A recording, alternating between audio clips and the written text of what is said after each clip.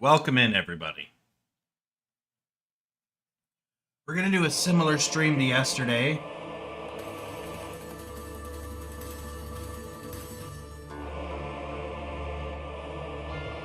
Probably run a bit longer. Yesterday we had to cut it short.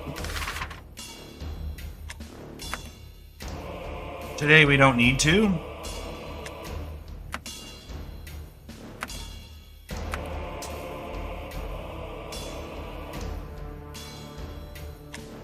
Let's do medium armor. Medium armor, you still have protection, but you still have vulnerable points. Where these other ones are just a little too heavily armored that you just kinda don't really run into anything. Let's try medium armor.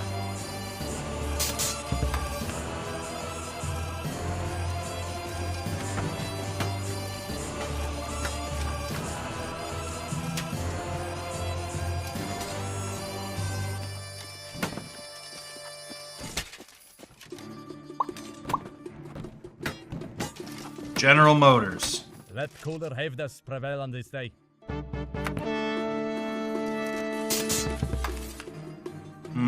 I think that's mostly sleeve, yep. You're bleeding pretty bad.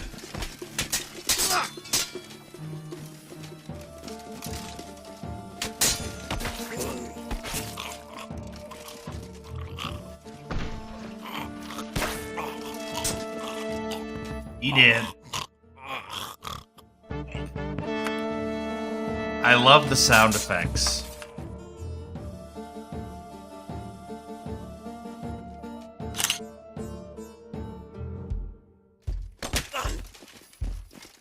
Hell away!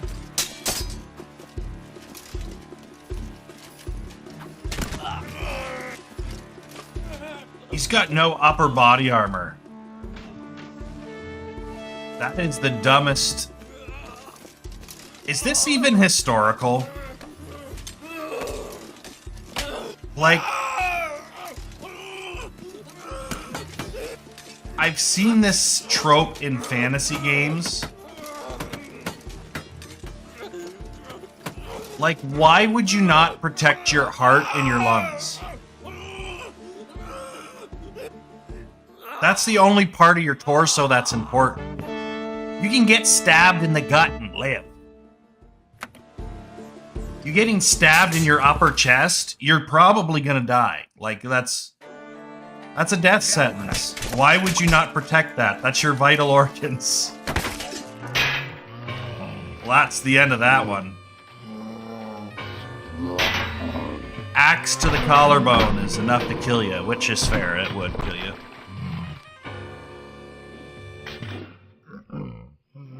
I think because it's still pre-release. Like, this isn't even a game, really. This is like a demo. But, I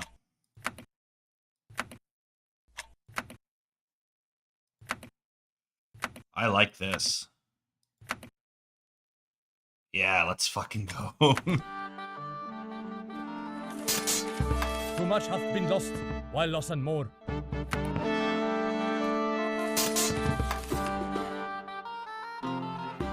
Like, what even is this? Like, this looks like a piece of... for your laundry.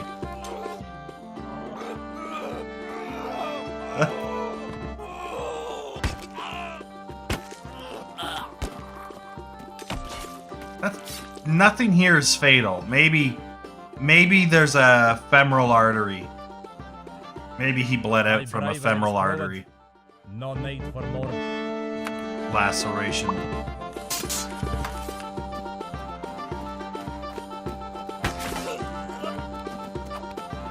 Got your leg, bitch.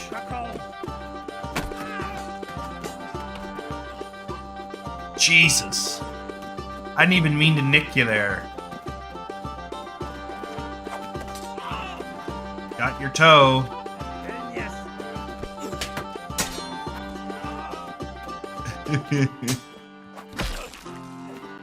Oh!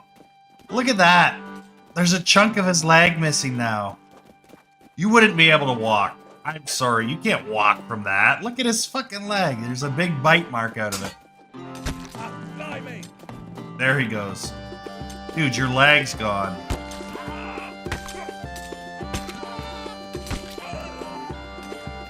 Just stop. Oh my god. Dude. Just stop, dude. You're embarrassing yourself.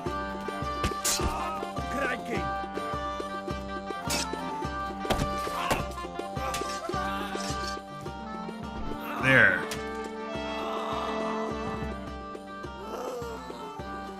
This thing's fun. It sticks in him. We are proud for our people's sake. But yeah, he should have stopped. Like, there was no win for this guy. Oh, I'm bleeding really badly. Ow. Yeah, he didn't put up as much of a fight.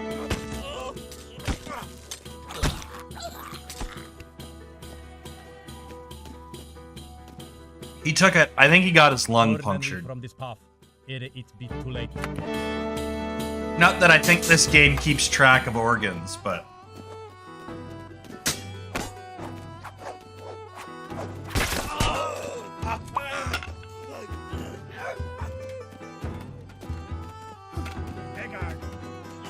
You can't be still fighting.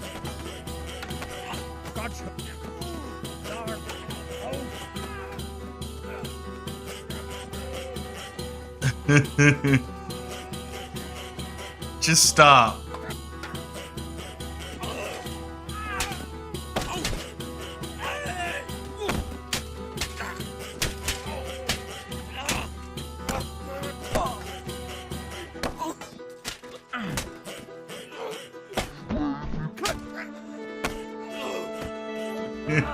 Let reason rule and Whatever works.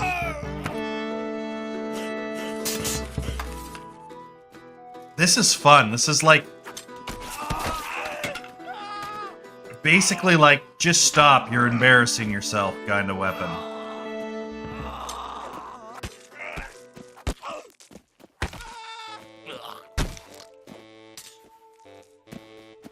Like, I cut off a big chunk of his shin. Consider, ere the battalion joineth the crosses above. Like, a sword is like an insta-kill. This thing does an insta-kill. But it does a shitload of damage. Like, that should have killed you. Come on, dude. The fight's over.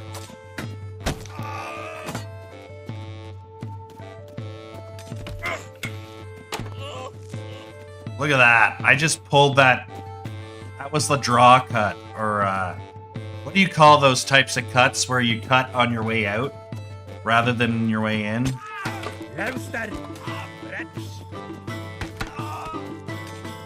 No, get away.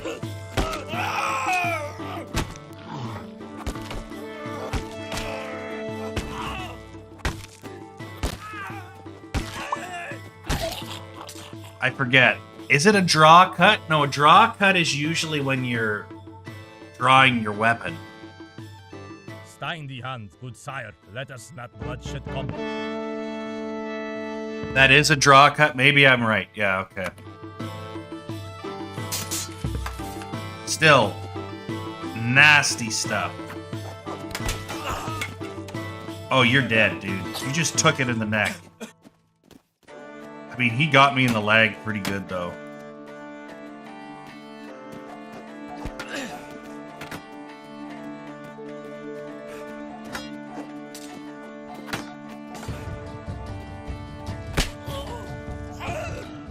Right in the dick.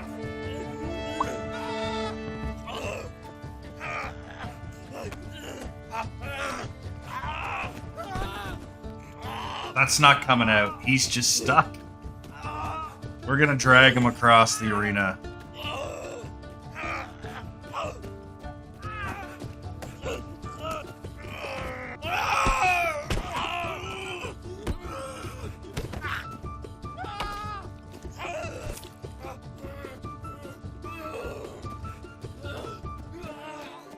That's a horrible way to die. Hold in peace, for violence are net but bow. Opposite of a draw cut is a push cut? Okay, good to know. Let's go fuck him up.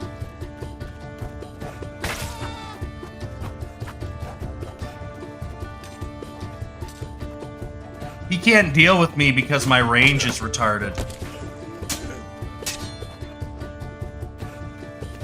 I can hit him and he can't get even close to me. Probably frustrates the shit out of him. And I just fucking beat the shit out of his leg.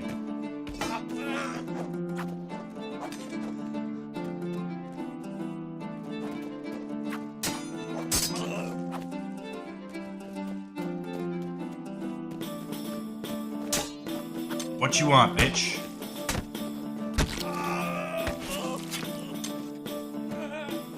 You tried to get in. How'd that work out for you?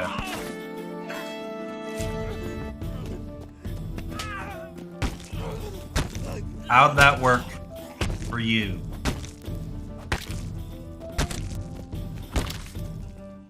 I don't even... Is this a real weapon? This just feels like something someone made up. Which, to be fair, for like tournaments and stuff, they probably did have a bunch of made up shit.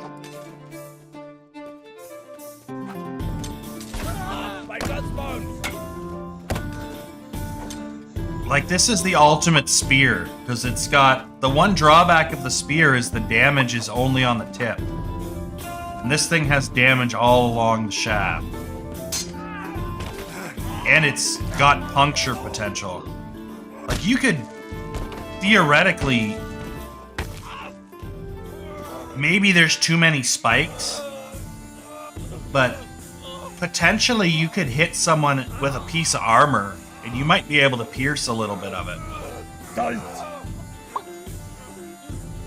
What gain is there in bloodshed?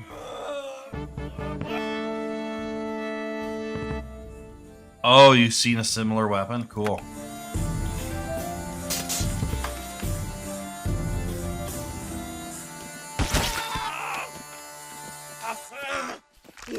Dude. That's impaled through you. What gain is there in blood spill? GG.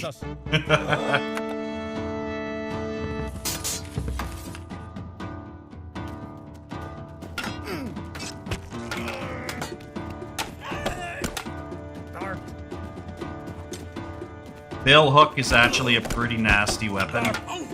I gotta be careful. There we go.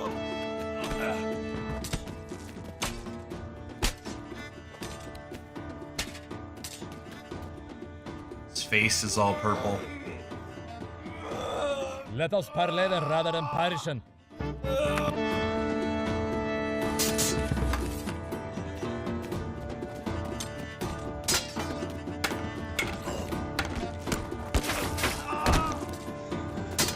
He got me really bad. Ooh. Exposed bicep. And not an arm bicep. A leg bicep. Ow. He hit me with the shaft. He's done.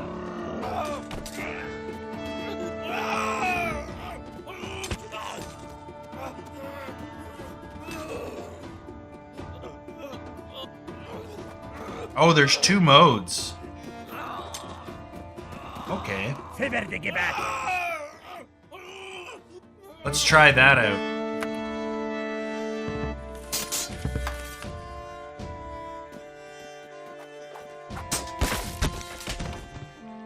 Fucking done. Thy braver is proved. You lose range, but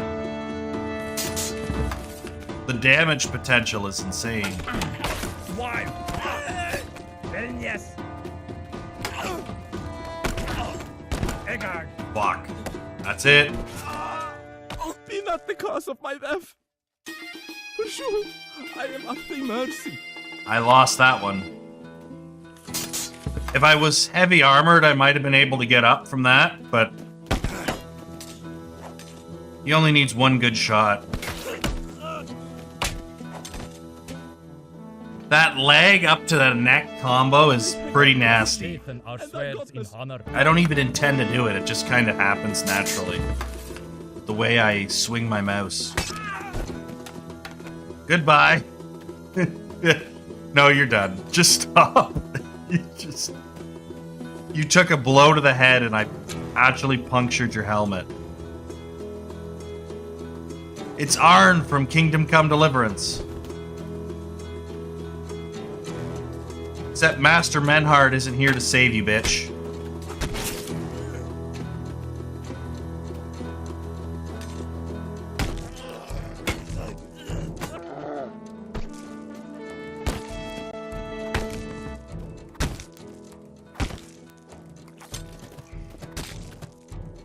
I don't know why you didn't give up. Like, you absolutely should have given up. Now look at you.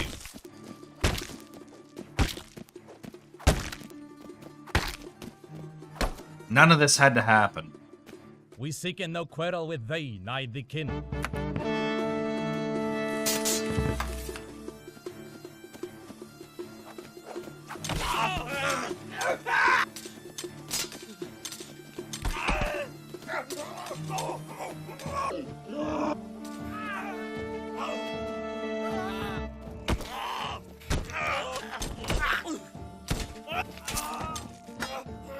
There we go.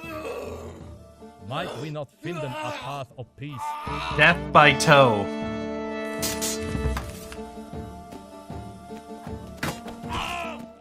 Oh, he fucked me. Outmaneuvered. Completely outmaneuvered. GG. That was sleek. He just slipped right past me, got behind me, and just cut me to pieces. I was completely outplayed in that one.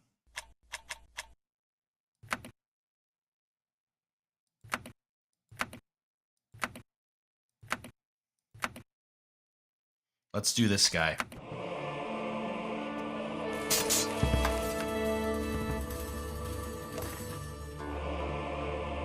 Hold in peace, for violence are not but woe.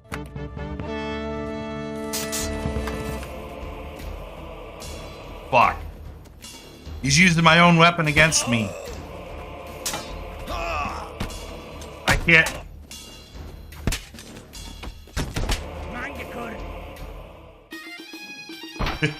Just, dude, that's hard. That's hard to deal with. Spear, I don't care.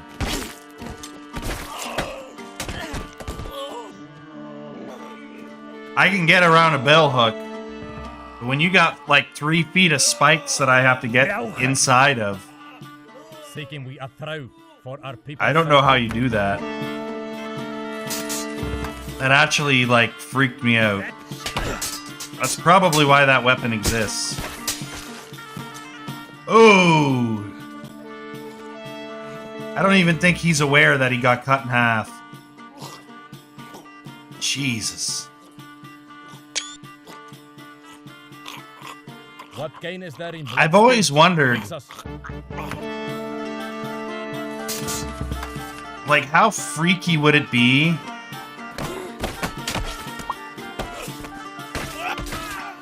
because I've heard stories of people who get their, they'll lose their leg or their arm or something, and they will go around without realizing it for a little bit because they're in shock. They don't feel any pain. And then eventually they'll see that their limb is missing and then they freak out. I wonder if that can happen if you get cut in half. Like you're only going to be alive for a couple seconds, but you do not feel anything in your legs because your legs are severed. What gain is there in bloodshed?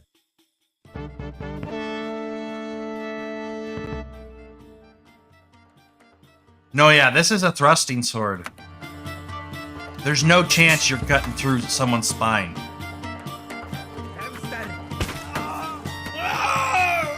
Zero chance to survive. I can't deal with that weapon, man. It's overpowered.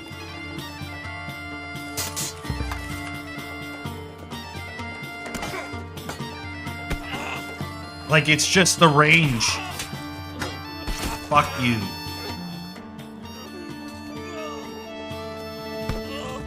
No, I'm cutting your fucking legs off. Both of them.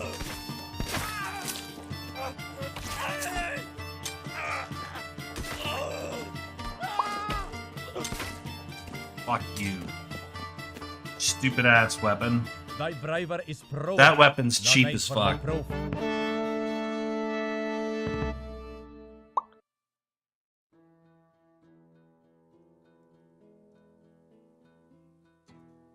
I think if you're above the hip, you can get to the spine.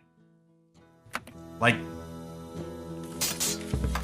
your midsection is just pretty much fat and a little muscle.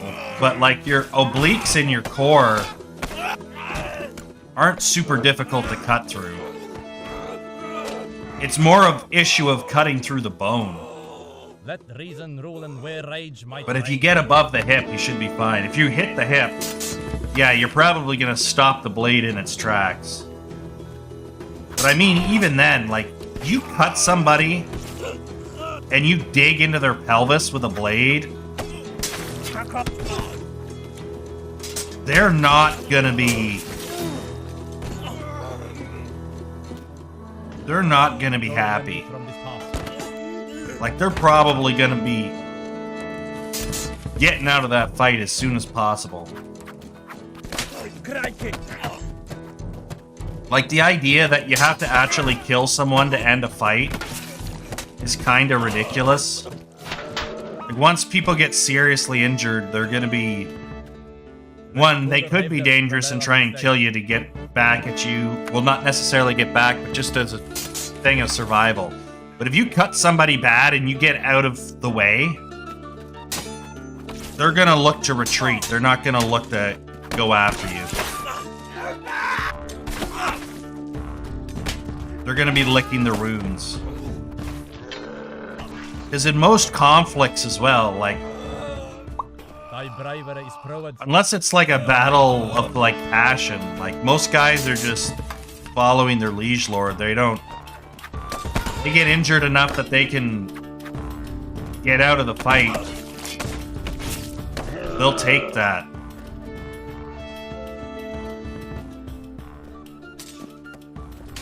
They'll take the out. Most people don't like dying, so. Stay in the hand, good sire. Let us not bloodshed come.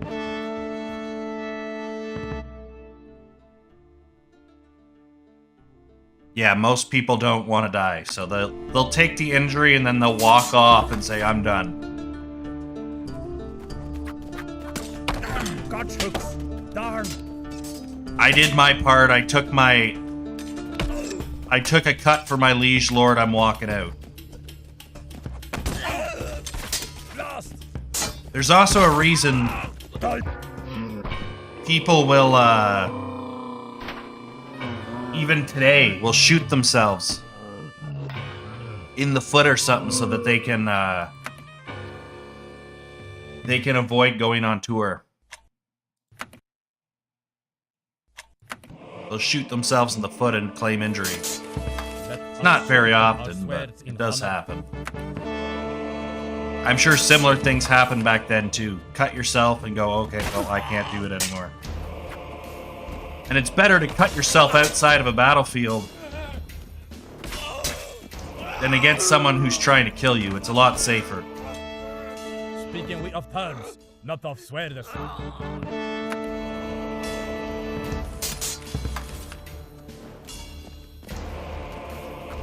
Start. Gotcha. Bro, almost knocked me out cold with a fucking sword.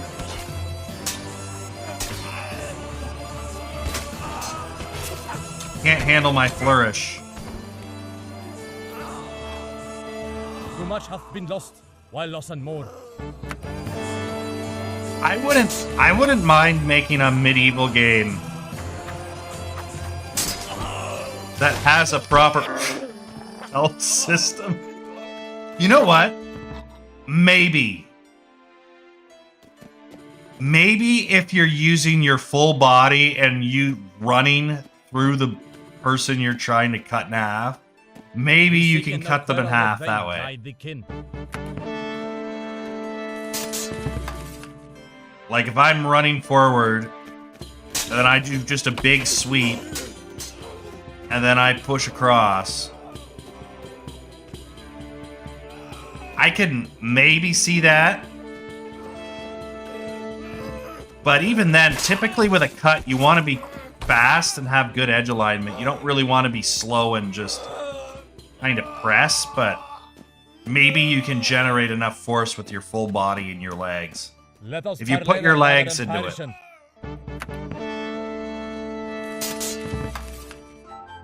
All right, we're going to wrap up in this last one here, and then we got to get to work. Fucking on a loss. Head in shame, ladies and gentlemen. We'll do one more. We gotta end on a win.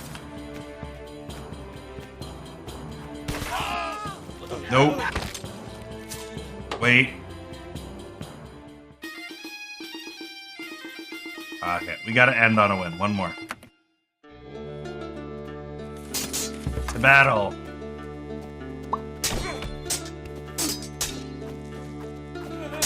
I don't even think that would cut you. It's such a... It was such a weak cut. Oh my god. Just... What even is that? His shoulder and his head? Like, what kind of sever is that? Basically a lightsaber. GG's. Good one to end on. Yeah, we died twice in a row because I said we should end on a win. That's how gaming works typically. All right, we'll fire up Unreal Engine and we'll get going. We're gonna just clutter the scene out a bit more and have some stuff done with that, and then we're gonna do some Huntsman stuff tomorrow. So we got to get a projectile to spawn. We have to set up the projectile for one. We need to get the character blueprint started. We need to have a projectile spawn from the animation. From the bow? Probably from the bow.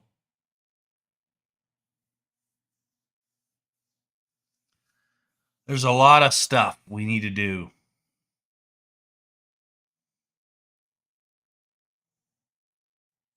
And we'll see how it works. Oh, shit. I forgot about Twitter. Hold on. Let's see.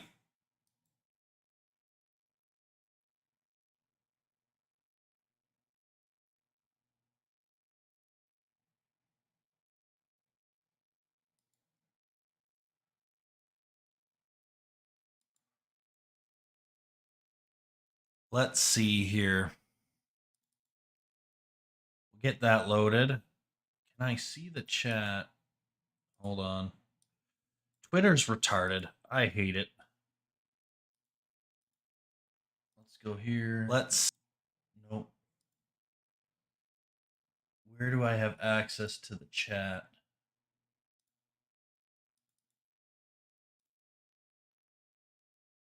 Right there.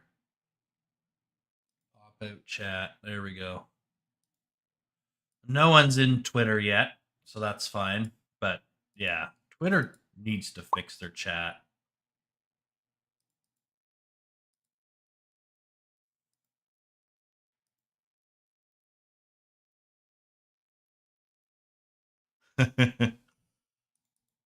I mean, it's what it is. Sure, Elon Musk bought it, but who gives a fuck?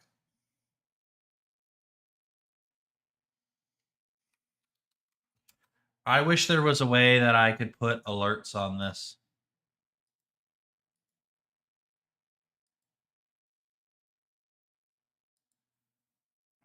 I do have an alert system here, but this is only for Rumble alerts. So I don't know where we can, I don't know if I can set up a noise alert.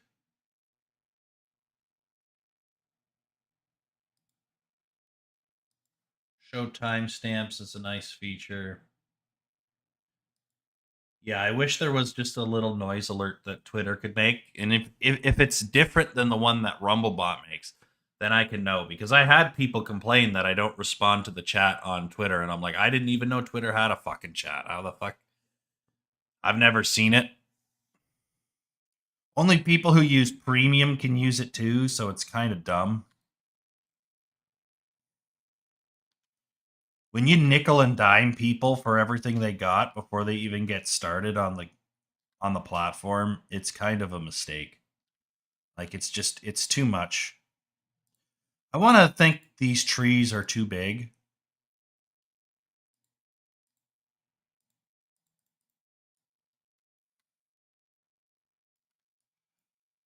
Did I not select things? Maybe because I don't have it here.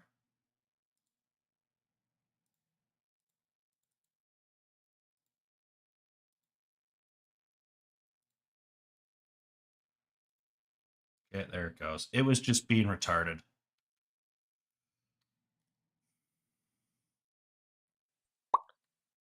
Much like me.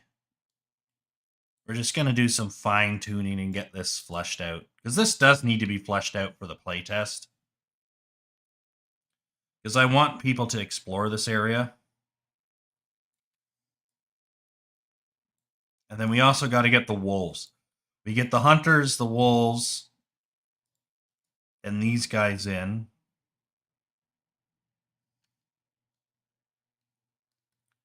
And we'll be sitting pretty. Let's do a couple of tree stumps. Where are they?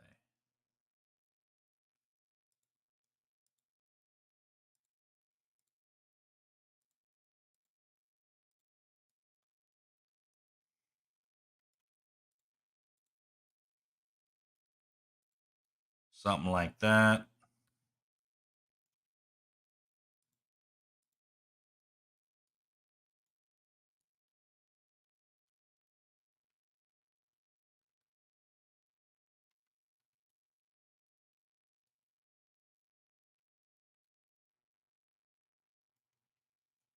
Do I have leaves here?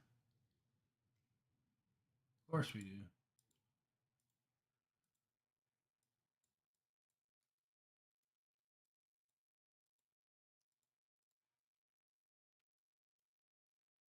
Then we're just going to erase.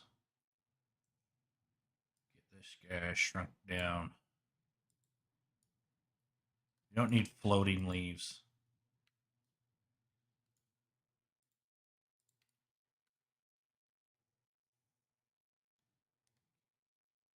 All right, that looks better.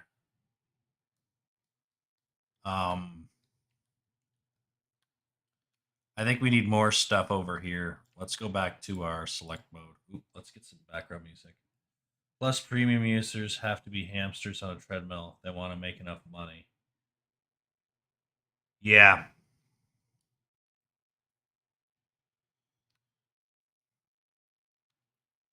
Yeah, I don't think you should be. If your point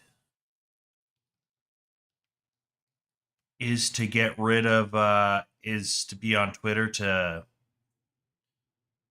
make your money back, I think that's kind of a lost cause, unless you're like a big media kind of guy who can get like thousands of likes every post.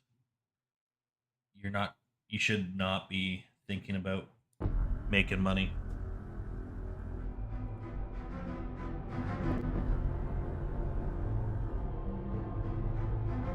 All right, so this area here is just not very fleshed out. We want tables, but what do we do with this? So if we're coming in here, we want to see a bunch of stuff. So maybe a bunch of crates, maybe a cart or two. This area here is just like, it's not happening. So,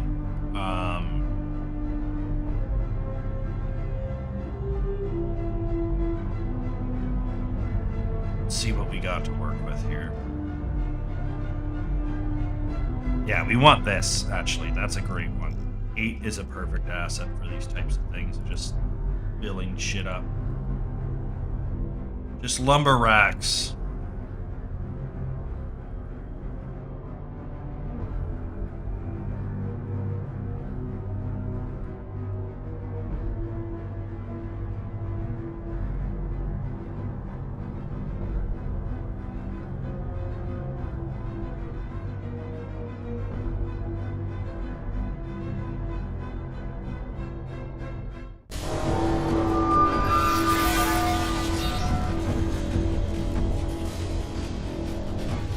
I'm gonna move this. I don't think this belongs here.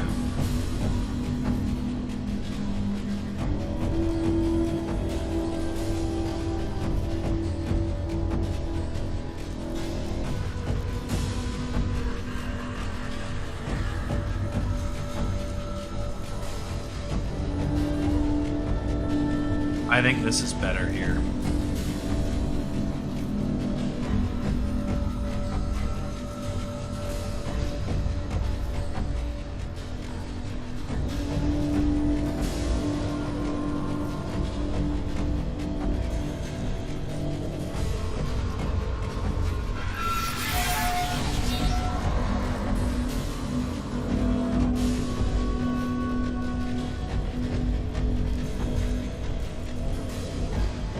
So yeah, that's good. Then we'll have a few more lumber racks. But I think, yeah, if we flush that area out, it'll be pretty good.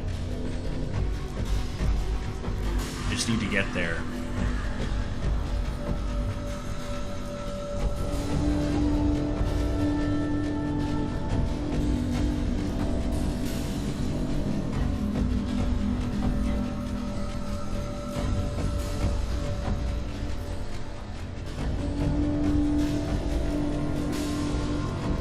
Yeah, a lot of trees got chopped down to make this.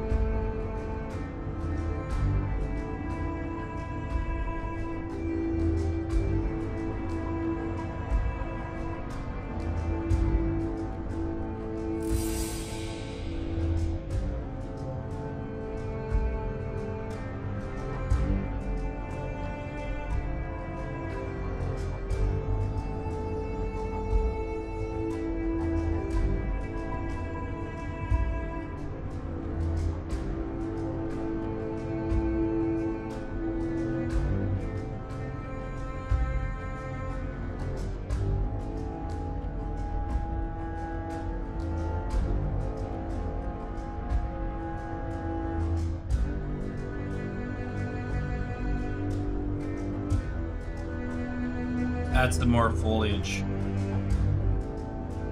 Right here.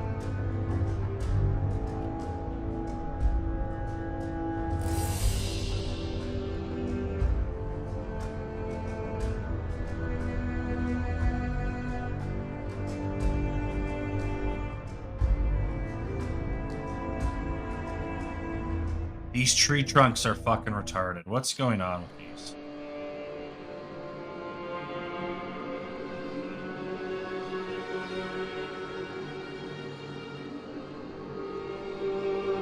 Like, they're way too big.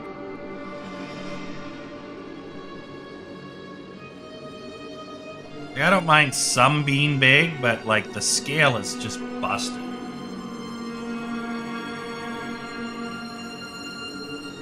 I'm gonna set this to 0.75 to 2.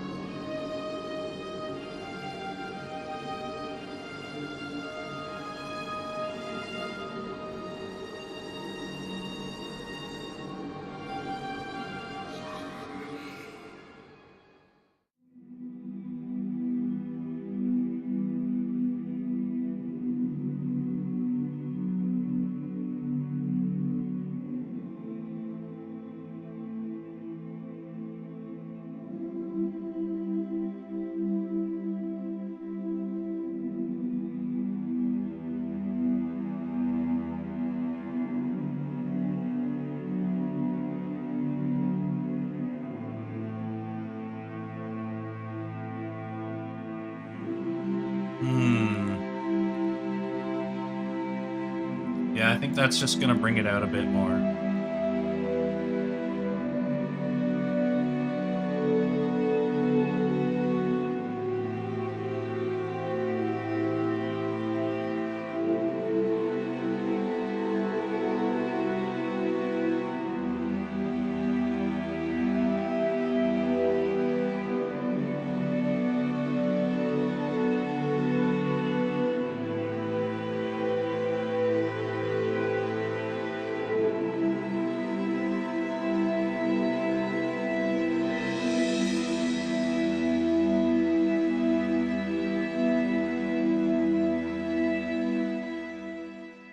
A little bit more lively.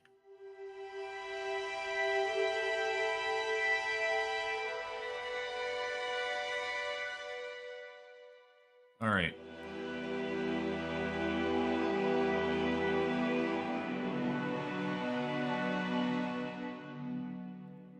That's looking good.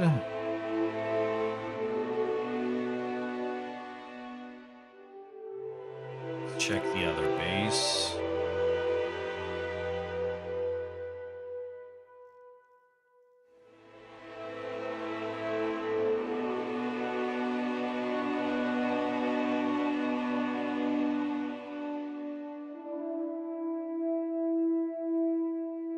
Yeah, a few more things fleshed out here. But yeah, this is kind of part of the game design, is you want to make sure you are kind of working here.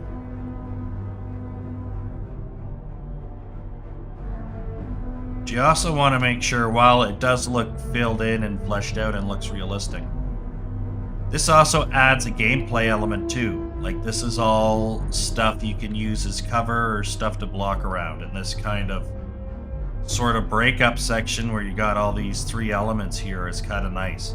In fact, I think I'm going to put a crate here to cut this area off, and then you kind of have a little bit of a go around section here, right? Like, it's gives you something to play with rather than just being scenery.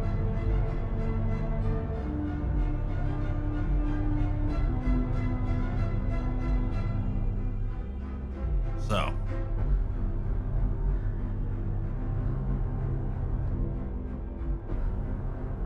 let's see here.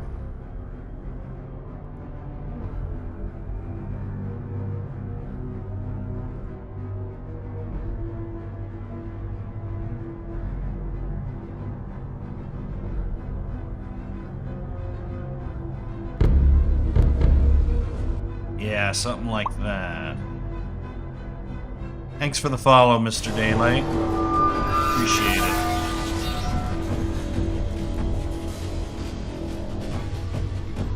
Let's see here. We can get this guy here.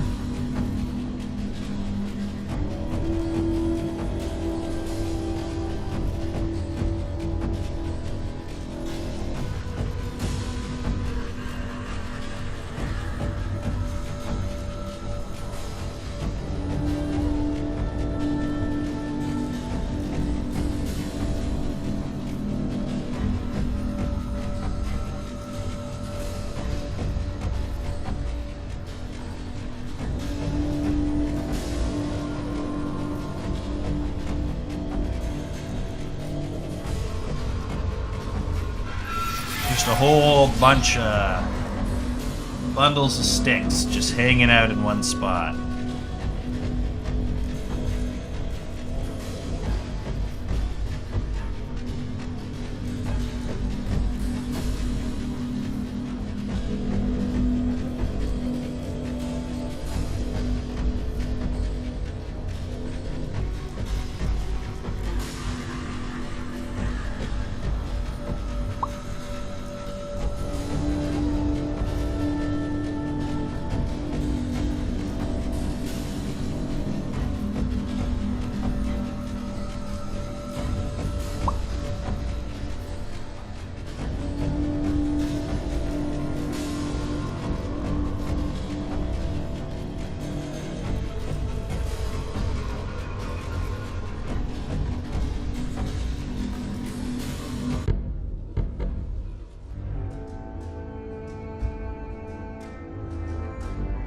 Interesting faggot formation. Exactly. This is what we call the San Francisco formation. Beautiful. What other assets do we have here? Could use a couple barrels. A couple barrels, a couple crates. Kind of fill this area in a bit.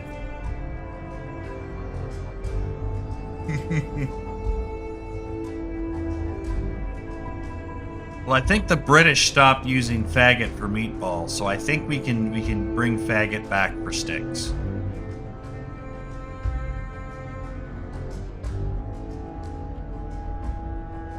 I mean, if we want to be proper English.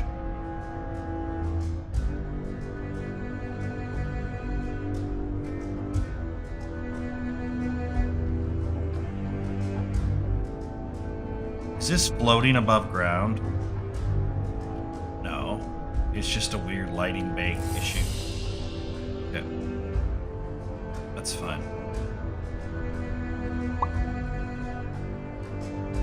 So each time I add something into the scene, it's gonna cast a dynamic shadow, and then when you bake it, that shadow gets turned off. Which then frees up our resources. So if you see frame rate starting to get a little bit dodgy in this area,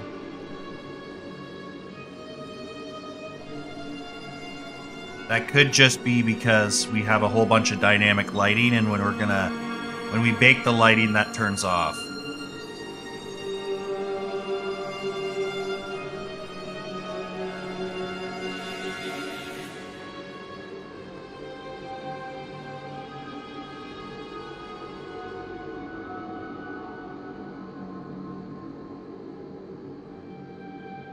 Just a little bit of a word to the wise, I guess.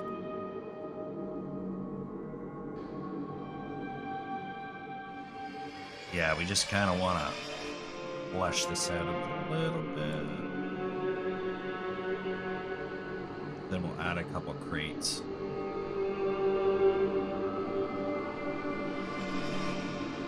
See, number 3.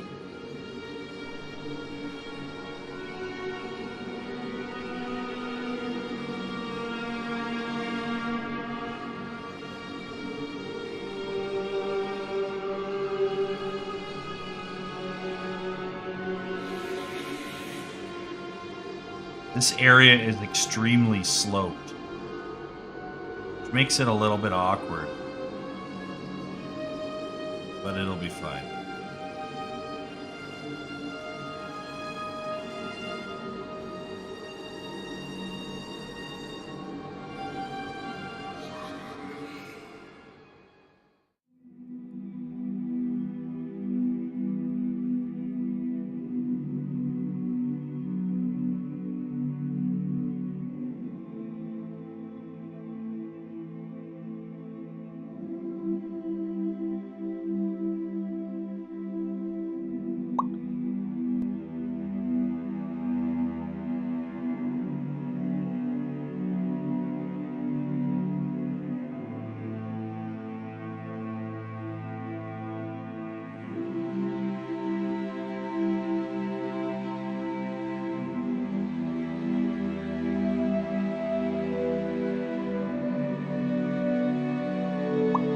Throw that right there.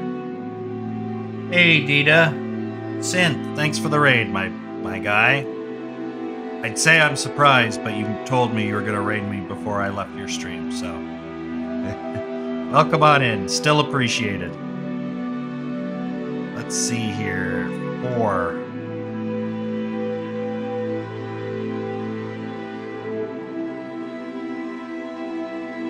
We're just going to kind of like wall this area off. Like that. No access. What we call a no-go zone.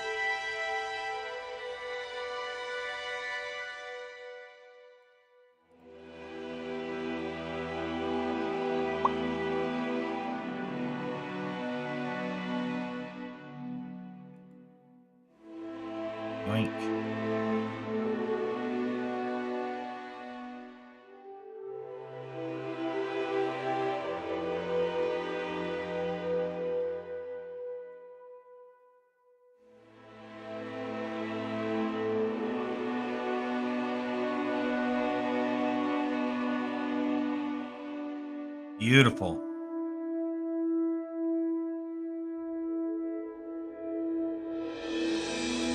Now this doesn't feel like big empty space. Now there's stuff going on. That's what Daddy likes.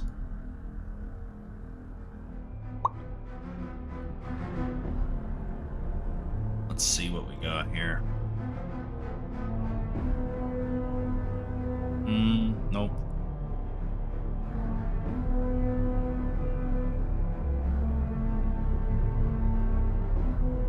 There's more stuff we could put here.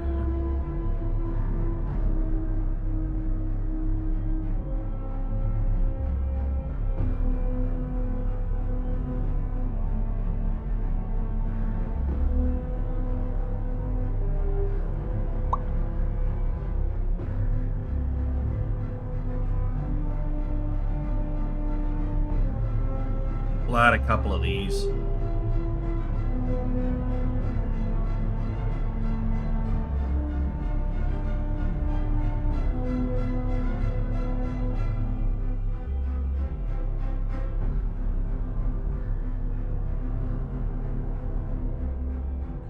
Working on this shit all day. Yeah. If it calls for it, it calls for it.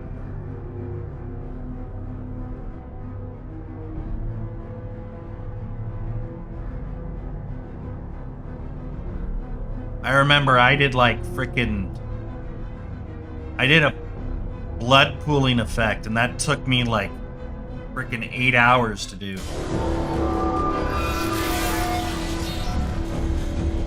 Because we had to go frame by friggin' frame, and it was annoying as hell.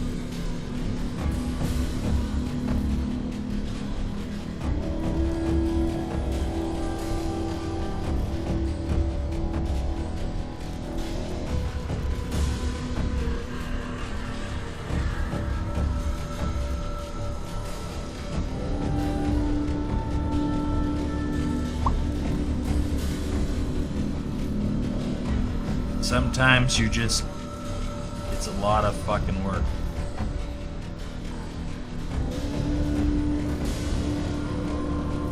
Let's add another 3 in there.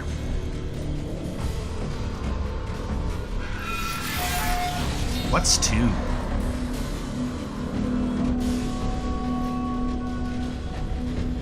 We do need a couple of tables.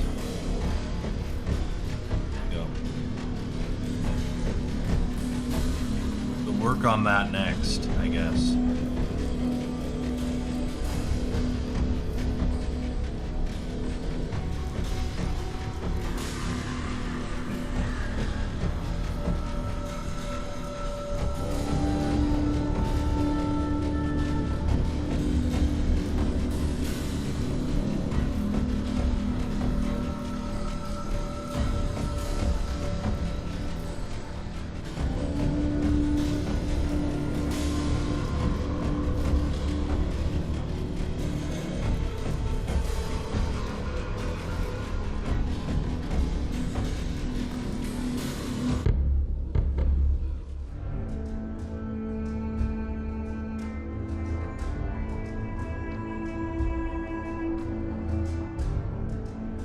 Should it be that dark inside?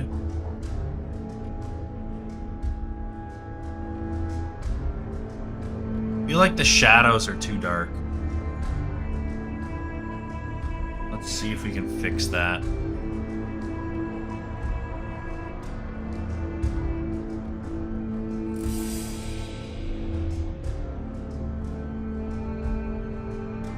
I like having good shadows because it gives us a little bit of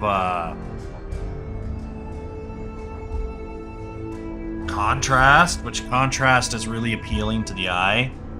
But the interiors are so fucking dark. This is pretty bright.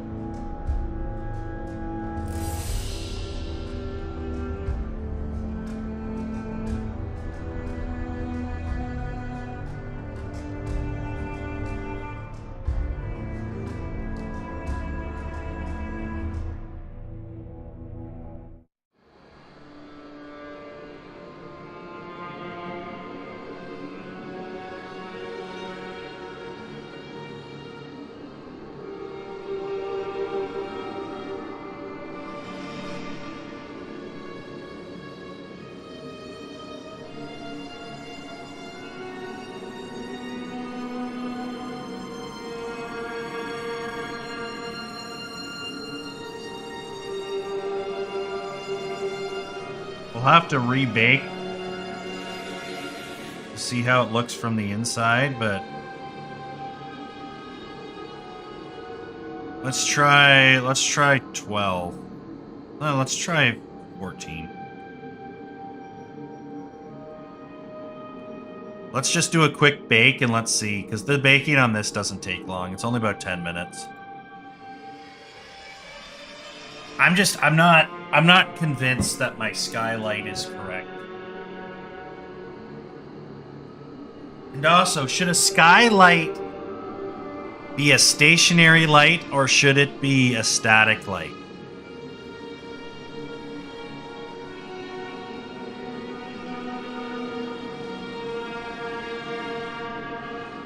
Because it's a fill light.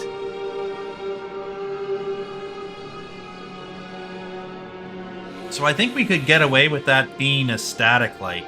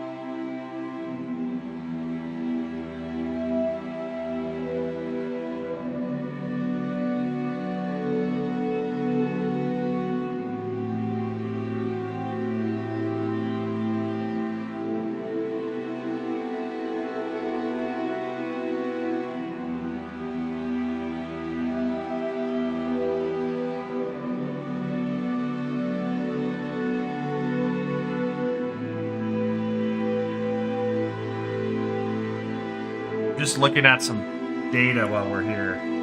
Skylight, when using a static skylight, only actors and lights in the level will have their mobility set to static or stationary.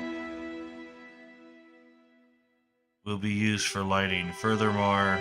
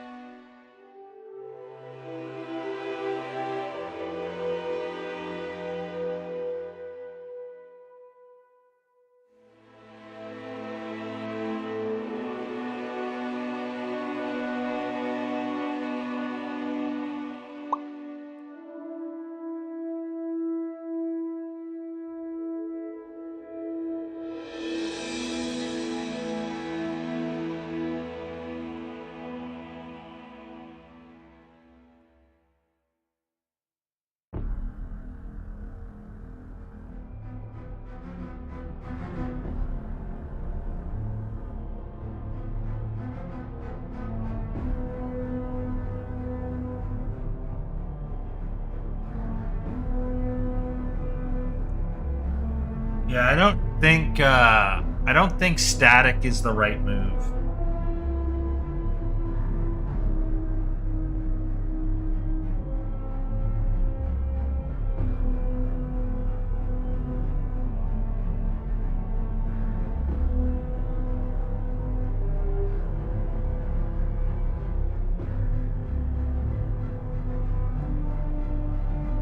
I was just kind of curious.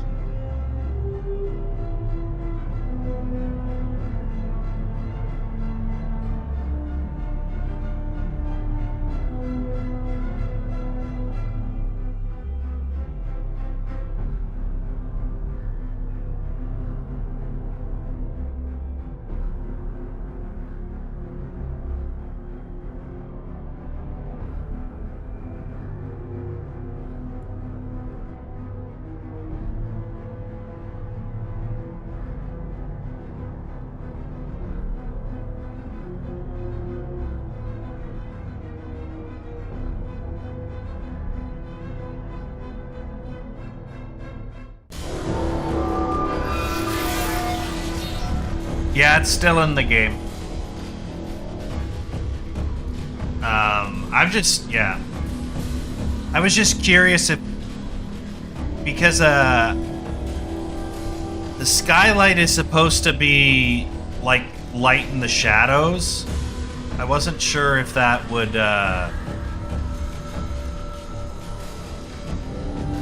affect how it looks in terms of because it seems like Unreal Engine is very, very dark.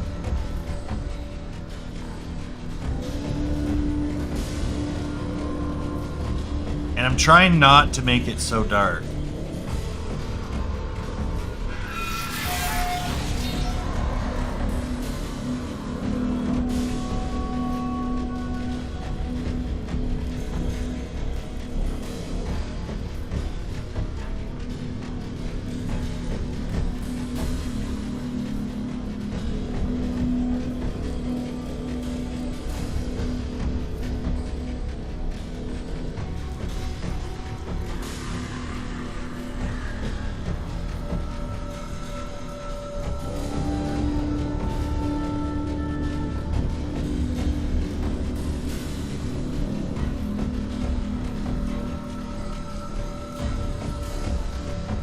Could technically make the clouds cast shadows,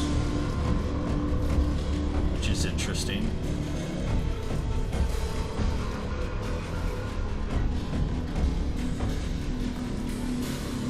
But again, that gets expensive. I don't think I'm interested in being expensive. I'm just interested in figuring out how to make this feel a little bit more realistic, because right now it just feels a little too dark in spots where it should be filled in with light.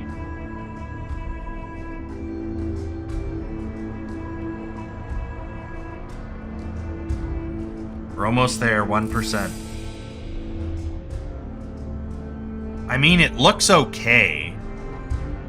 It's just weird that it's like you're in daylight, it's perfectly bright outside, and then you go into a tent and it's pitch black. Like, it shouldn't be that dark. I could maybe like turn off shadows. I don't think that's necessary either, but maybe we could do like a shadow intensity. So like the shadow only comes out half as strong as it otherwise would.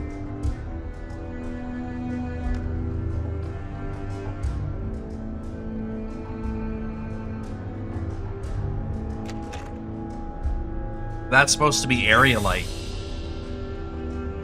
But if it's like a tent where you got like subsurface scattering, maybe it's less effective at blocking light than, say, a plank of wood or a stone, right? So a stone should have a harsher shadow than a piece of leather. Hypothetically.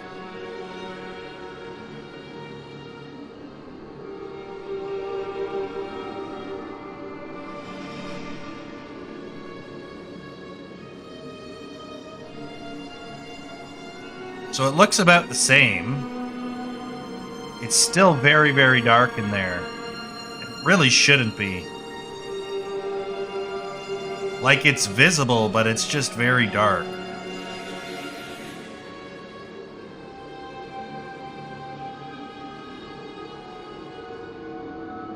Like, everything here is like black. Why the fuck is that?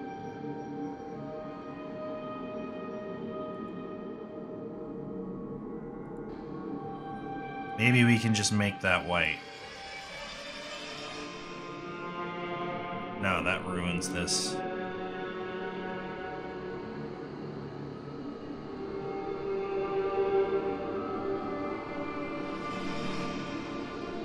I like the pink.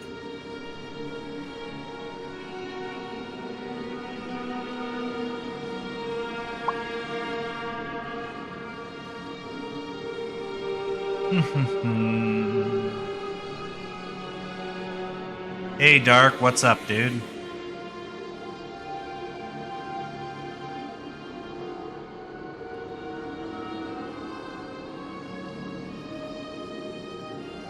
Let me just see quick.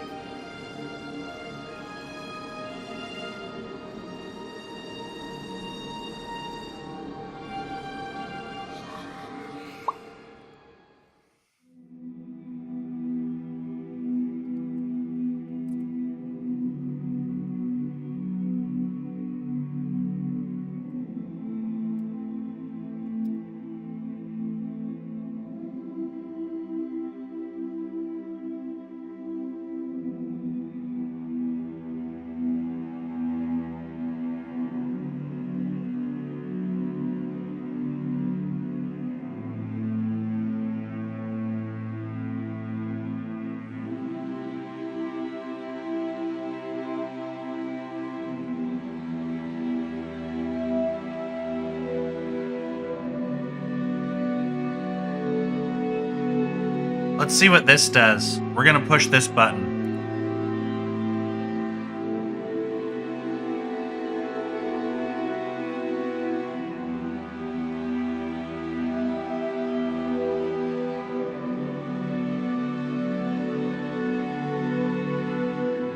I don't think it did anything.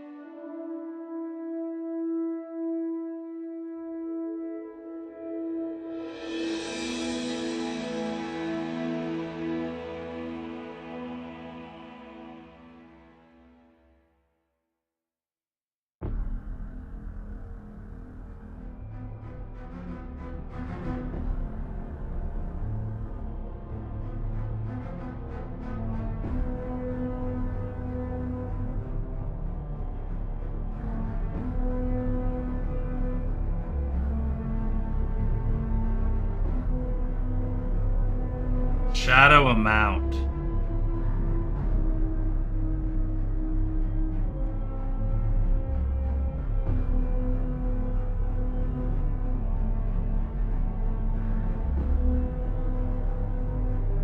Let's see what that does.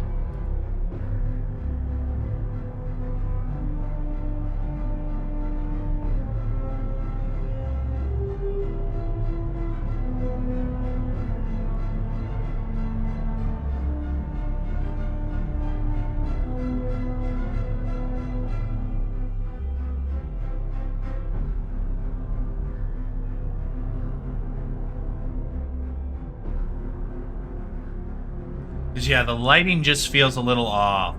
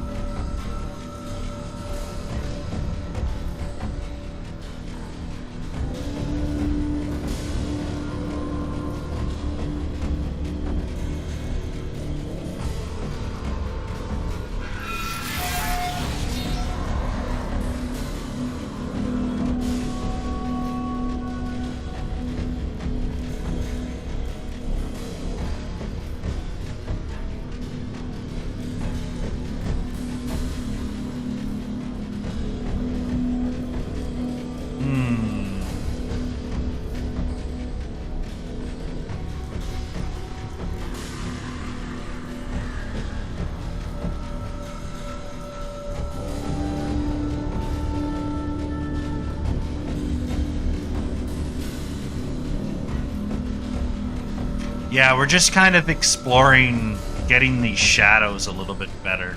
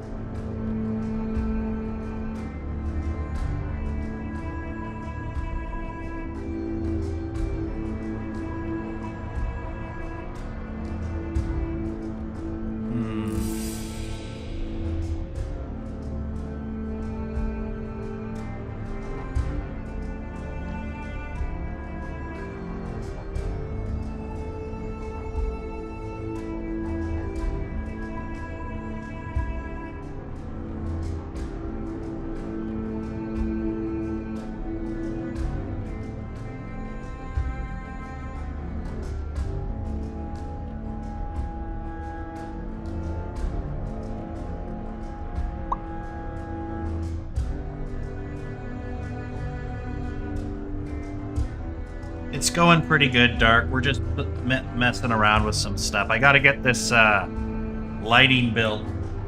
It's 60% now. It's loading. The little thing is covered by the overlay, so you don't see it. But we're about 60%. But I'm just looking up some other stuff. See if I can get the shadows to work.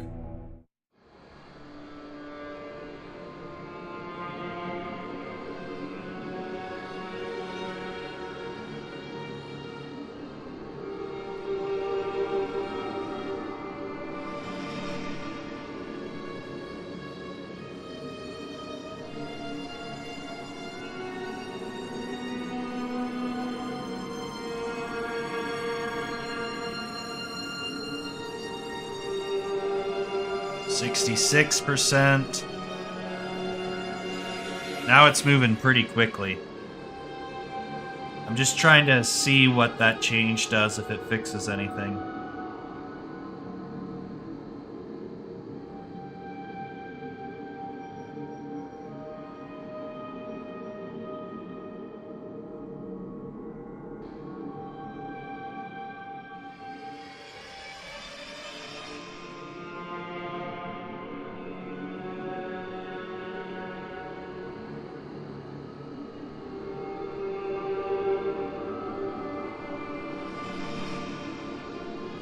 But we're at 15 intensity for the skylight, which is pretty strong. But maybe it's because my other light is so weak.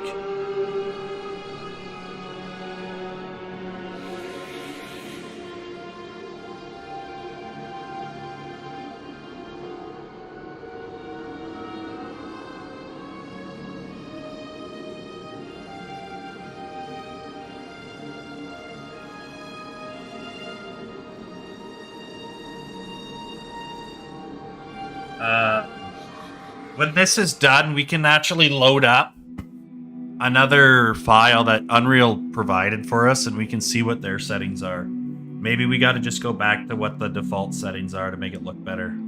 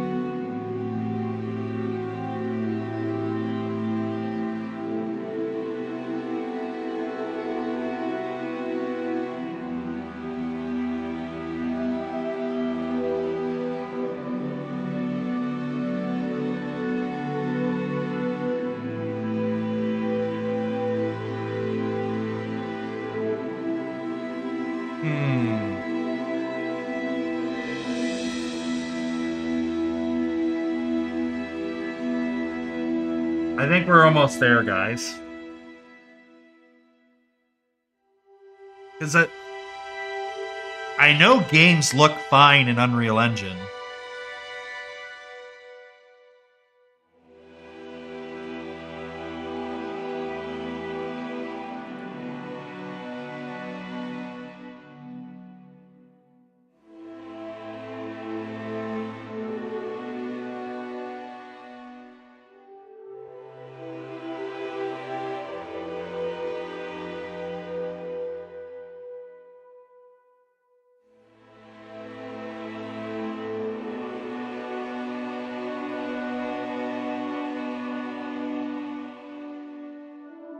This stuff just looks weirdly dark.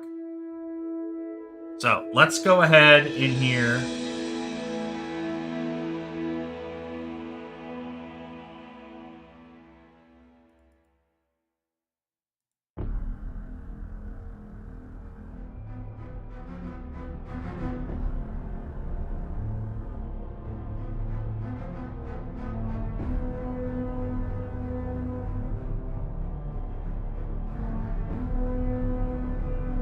We'll save everything.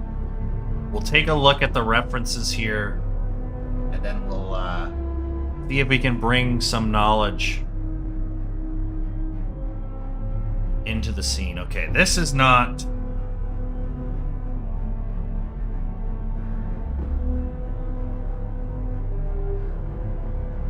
This is like basic shadows and stuff.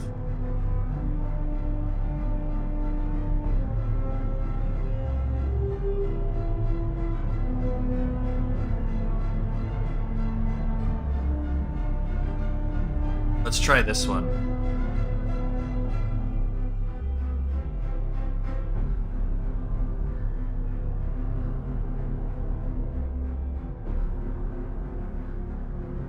Alright, so this one looks a little bit more realistic. Look at how light these shadows are. This is kind of what we want. You got the shadows, they work, they read.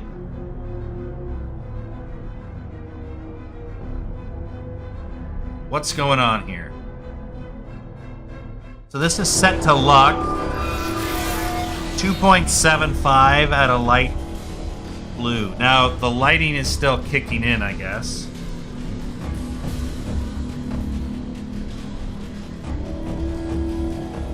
But 2.75, we're at like 0.8, so we probably want to make that brighter.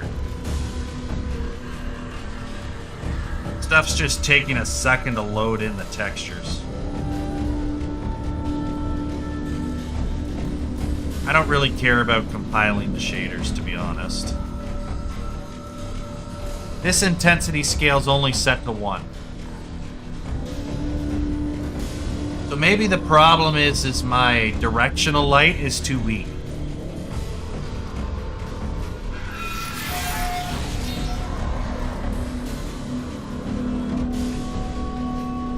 Gotta shrink the source angle and put that up.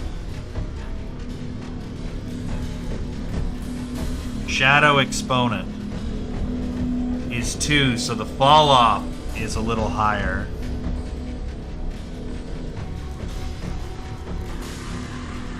Okay, let's see. Let's go back to our level.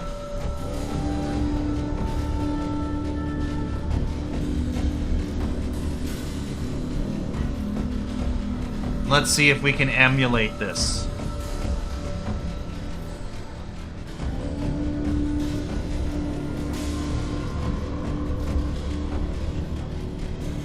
Fuck me. All the lighting's bitched.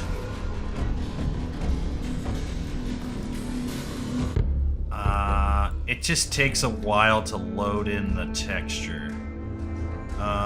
Where are we? That way. We want to go this way.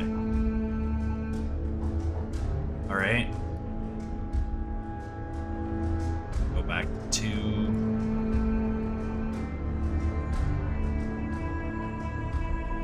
Alright.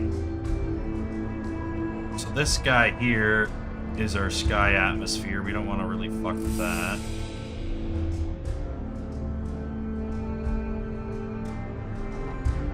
Where's our sun?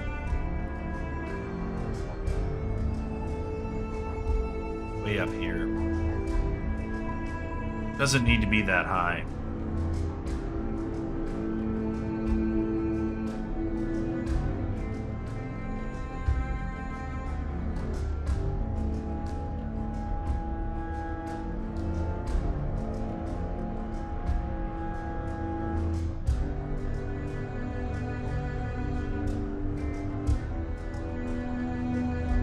But I think we don't have indirect lighting because our light is so weak. We change this to 2.5.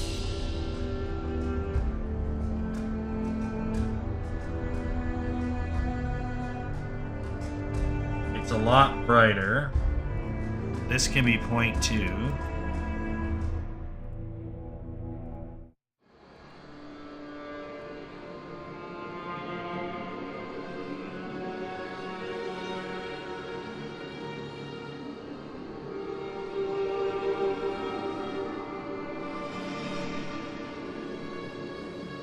Change that to 2, and then we'll just make the light darker.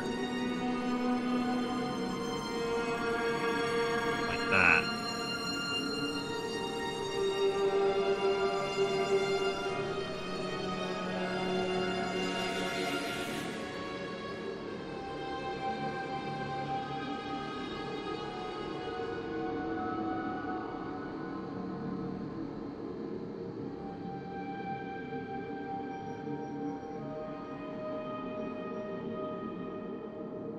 That didn't even seem to make a difference.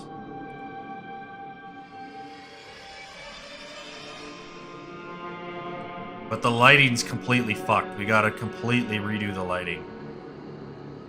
So that's gonna be a minute. But I think our lighting settings were just bad. And I think now we got something that's a little bit better. Yeah, just a little bit of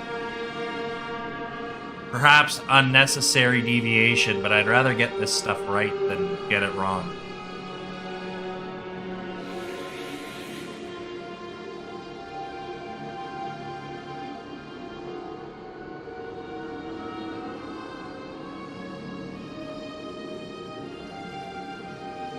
Okay, let's build.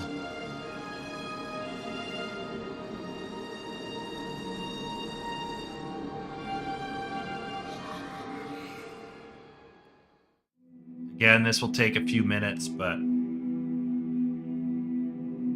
if this improves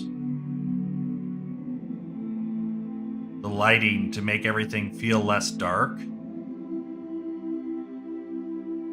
that would be fantastic.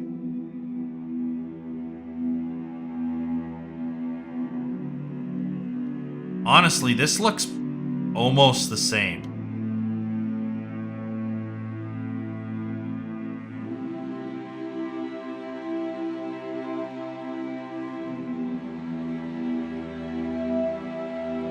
Now, we don't have the lights baked yet, so a lot of the shadows are a little distorted. But, like, that looks good. Oh, I think that's been completely erased.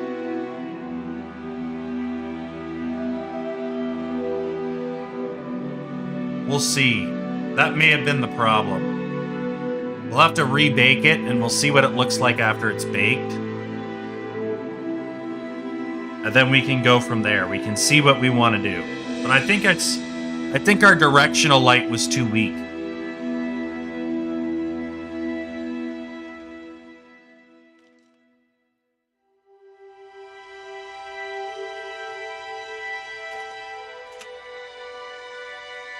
I think that was our fuck up.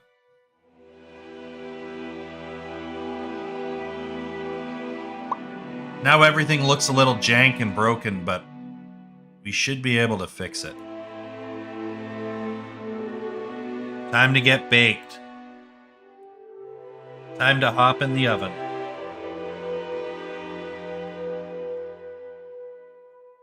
But yeah, we're at 12%. I wish I could drag this thing in the middle of the screen so you guys could see it, but you're just gonna have to take my word for it.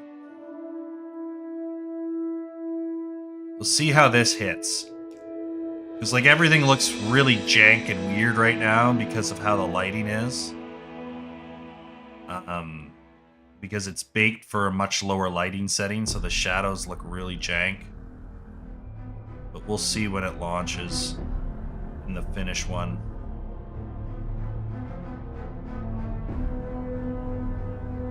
If we improved anything, or if we just made everything a lot worse.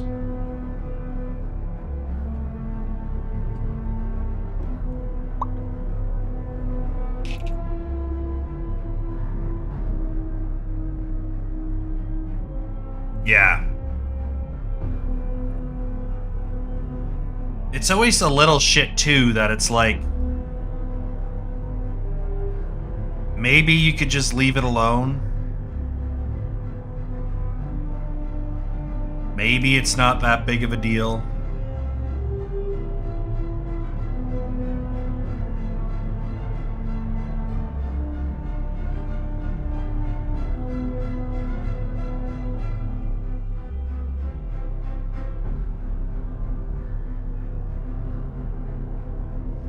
But you kind of want to fix it.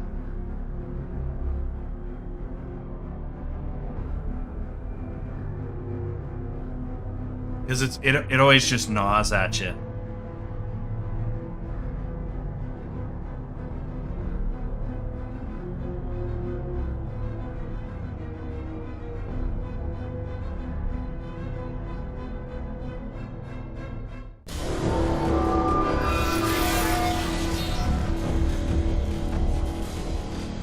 This feels better. I think it's a little too bright, but I think it'll be a big improvement. I think I might take the... I think we went to 2.5. I might try like 1.75 or something. Just calm it down a little bit.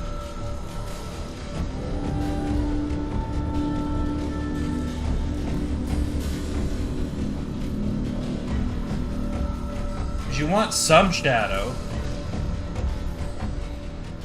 But well, I can't really judge until the lighting's baked, which we are now halfway, so we're doing good. But yeah, I think the directional light was just way too low, which fucked me.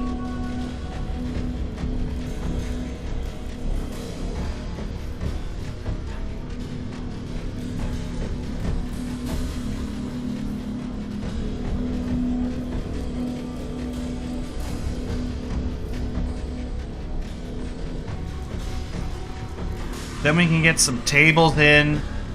I got a couple hunting knives, meat cleavers, blood stains we can put in here, among other stuff. But yeah, you can just see how weird all the lighting looks.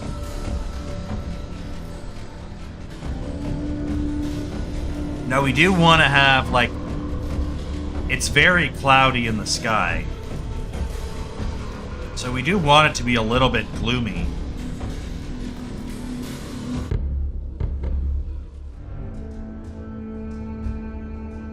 But the current situation just made no sense. And it's a similar problem we had in the first level. So we'll be fixing that probably off stream.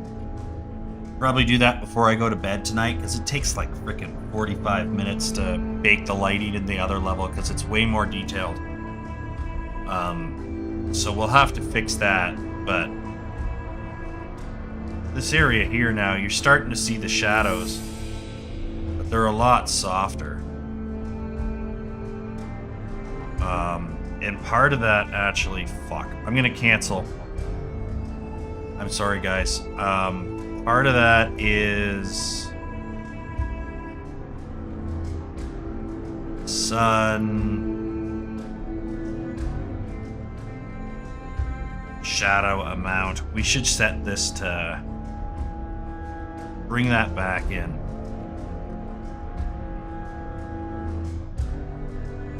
That's what was going on. That's so much better.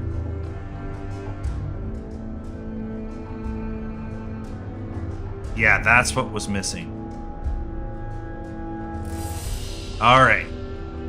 One more time, gents. So now we have shadows in here, but you can also see better. Okay, I think we got it. We just gotta build the lighting.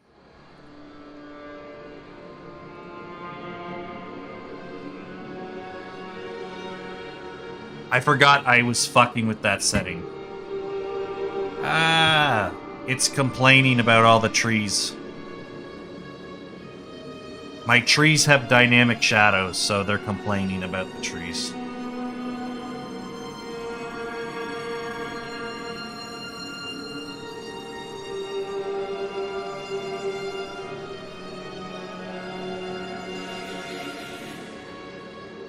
Should we have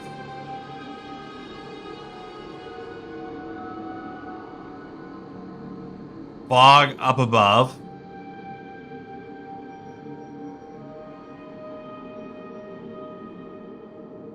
That's something we could look into once we get the lighting baked. Yeah, this looks way better in here now.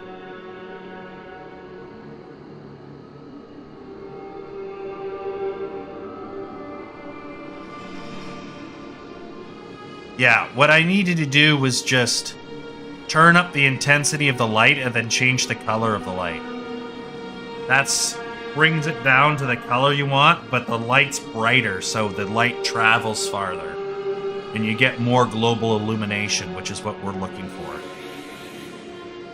Because before, you'd look in this tent and it's pitch black, and there's no reason for it to be pitch black. It should be darker, but there's no reason for it to be pitch black in there. Here looks a little pitch black. But to be fair, it's being hit with a lot of stuff that's already baked, and those shadows are going to lighten when it's done, so that's not as big of a deal. And this looks about the same color scheme-wise. It's just more realistic in its lighting. This looks really good.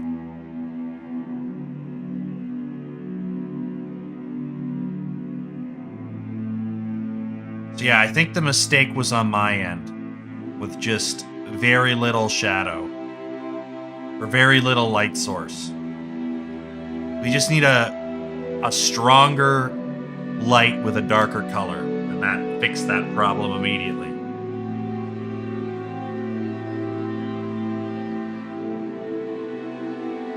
So, unfortunately, we gotta wait for this thing to bake. About 25% right now.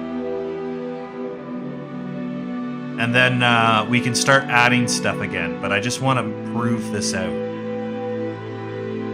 But like you can see here, actually, the contrast is actually higher than it was before. Like, this guy looks, he stands out a lot more now. So actually, I think we did it.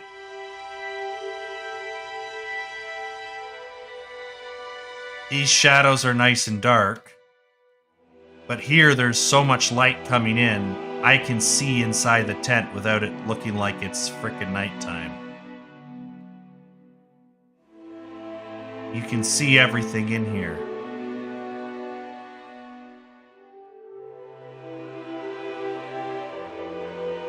So yeah, I think we did it.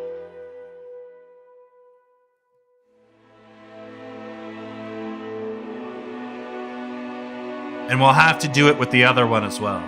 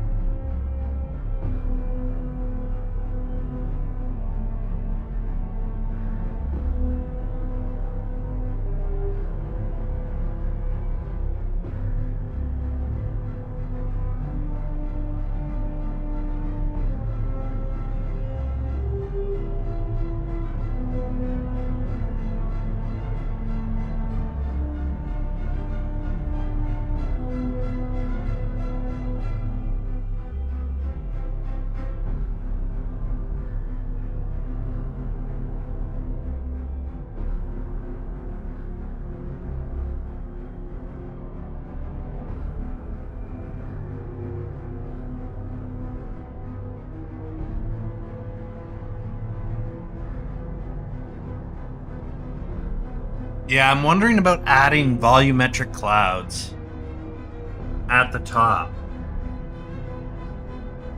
I think that will kind of help sell the effects a little bit more. And I think we can get a lot more broad with it as well, so that we don't have to add a whole lot of draw calls. Because each section of cloud we add will add a draw call, which isn't ideal, but we do have room for a few more draw calls, I think.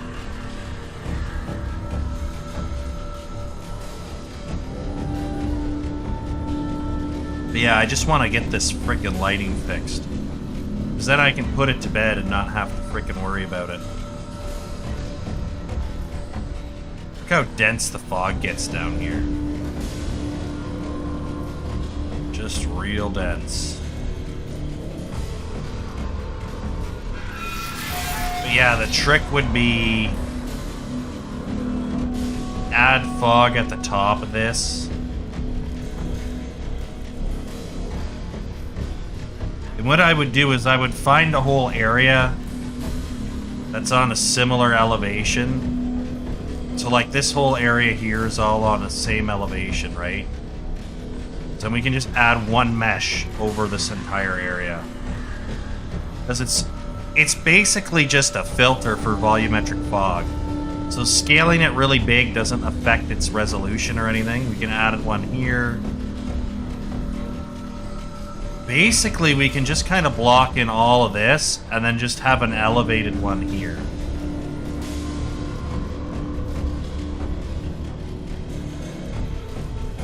And that would just kind of split up the area a bit, but also just make it feel more cloudy. Like, we have lots of cloud and overdraft here, but you don't really feel it because it sits so high above the rest of the trees and stuff. So if we bring the clouds a little bit lower with the volumetric fog boxes that we've created, it should be significantly better.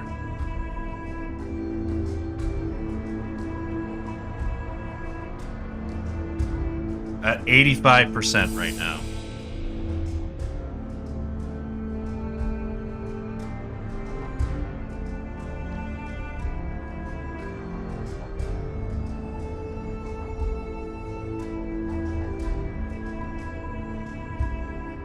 Shit. I should actually check to make sure Twitch is working.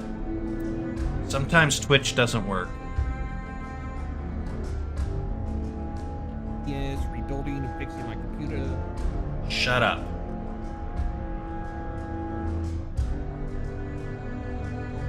Go to my channel, please. Hey, it is working.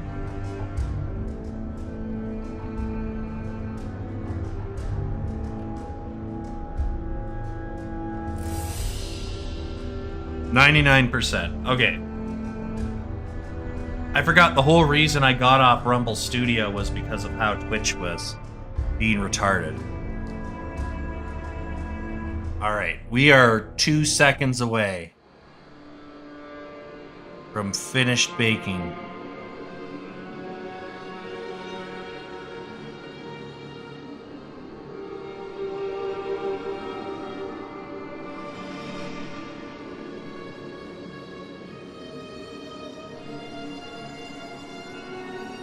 Mwah. It's perfect.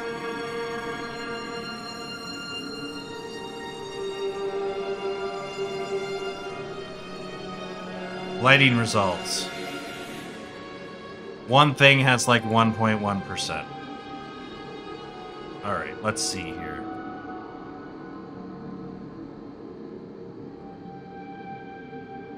Huh.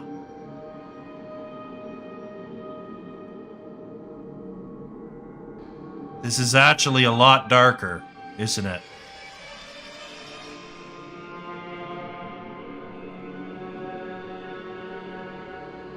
So the light baking is just a little too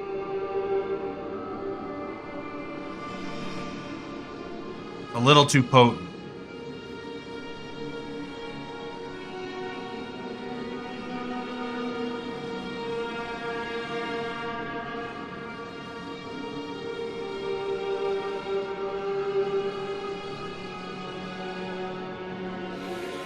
Hold on, we'll figure it out.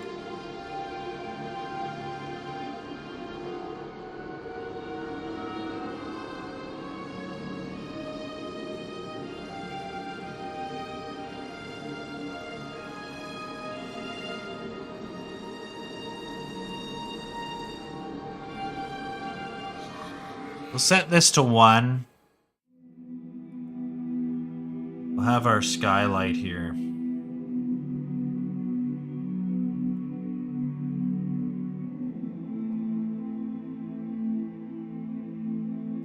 And then we'll just make this darker.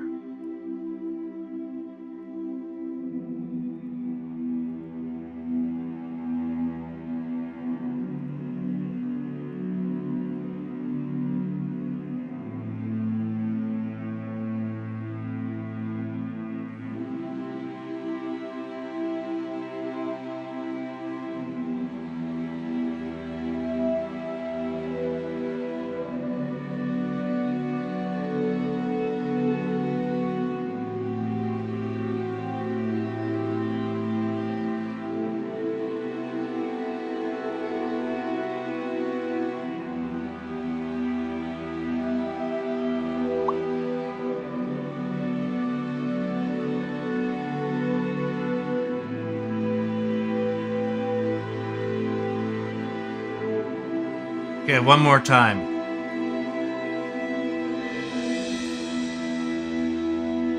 I think we got it.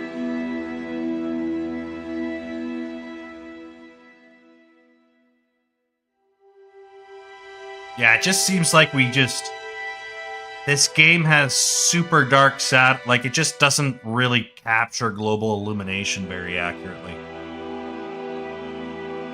Despite our max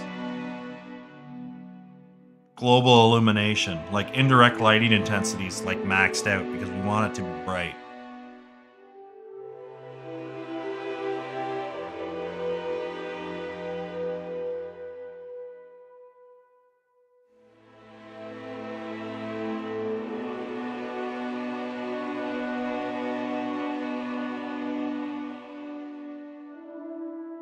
Let me just try something while that's going.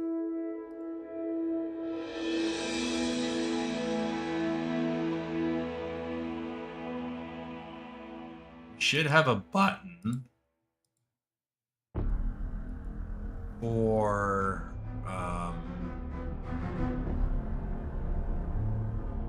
right here. This is our fog.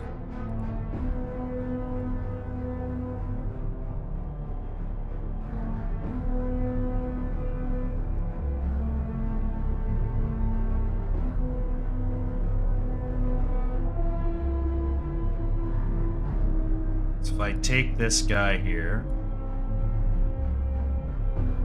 make him really, really big.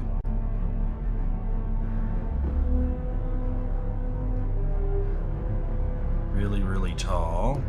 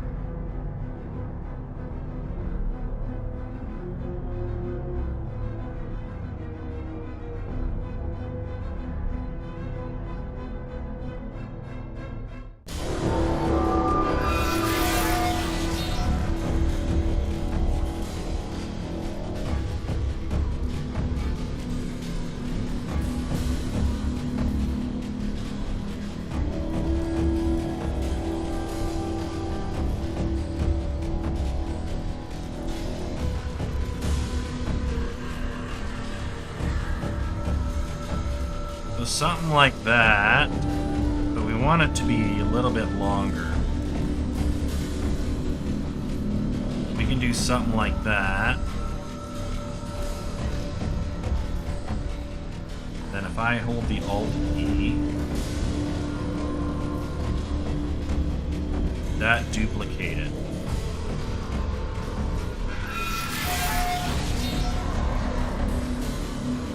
This thing is so barely visible. I don't know if Alt did anything.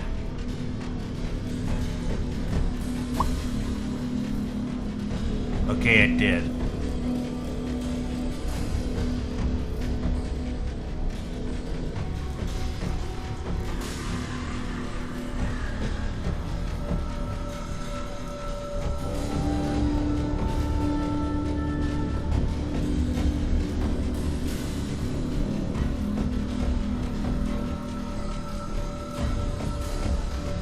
Let me just check something quick.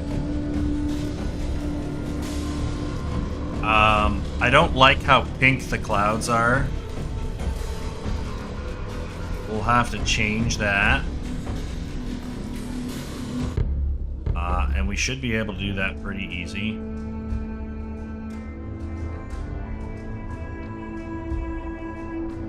Let me just change this speed to like 4 or something.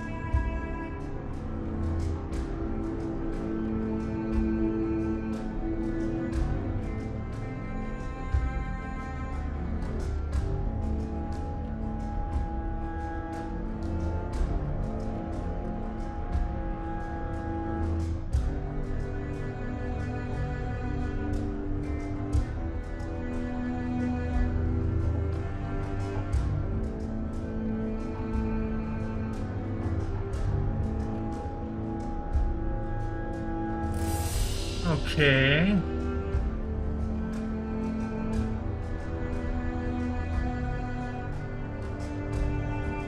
Let's see if I can change the color of that.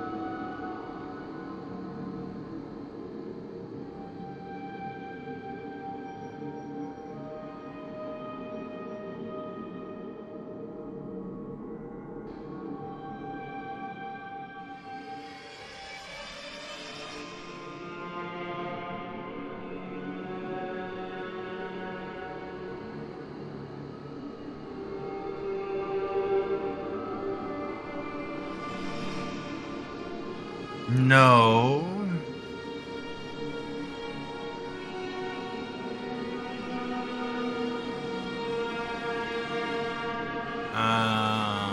Might be a little bit more difficult than I originally anticipated. Oh, it's the wrong one. It's this one.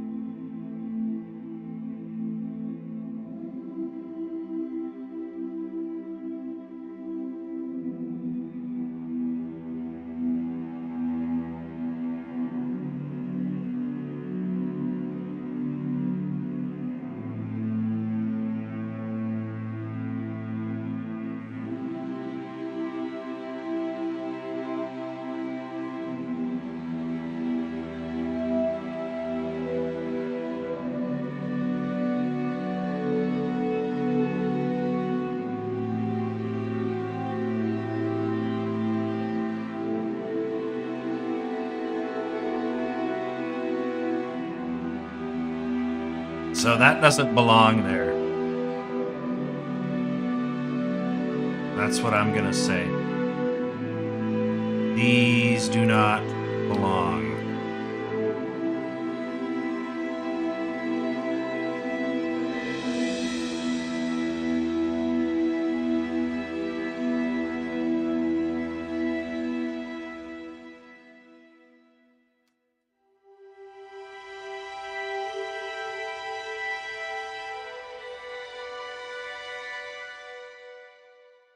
I think that's it.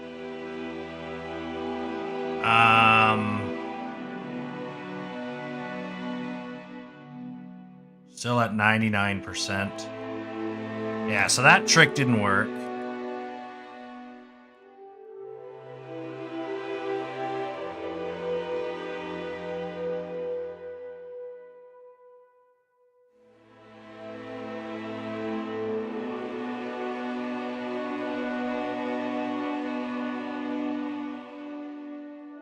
Maybe something could work.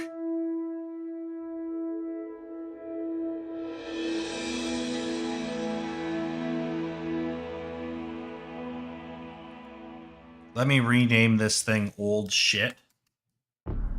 That's what it is. It's shit.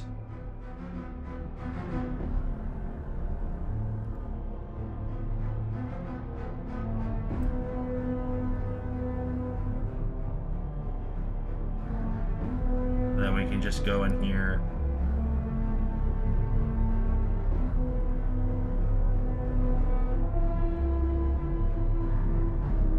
Fog. We're gonna rename this sky and ground.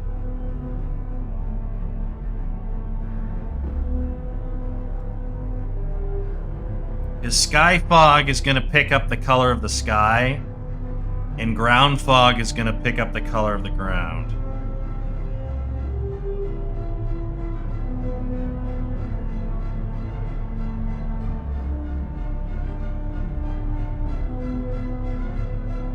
If that makes sense.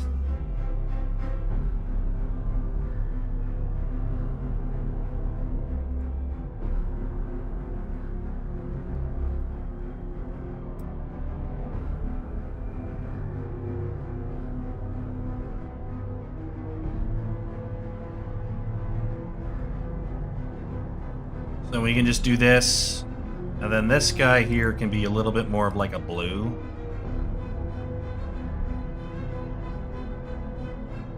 A little less saturated, a little more bright.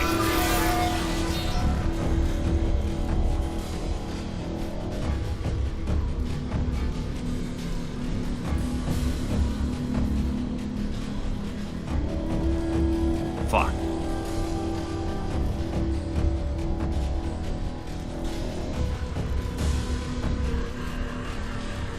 All right.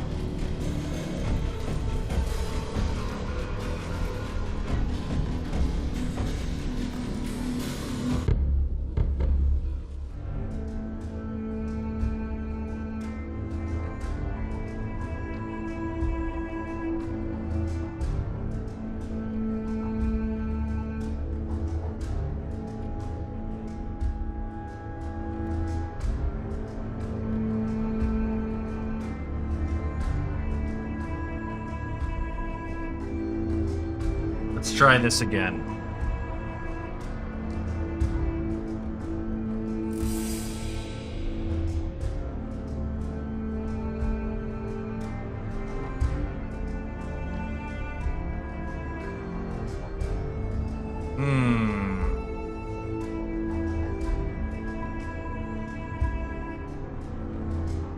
We're stuck at 0%. Hey, Area 52, what's up? I don't think I heard you come in.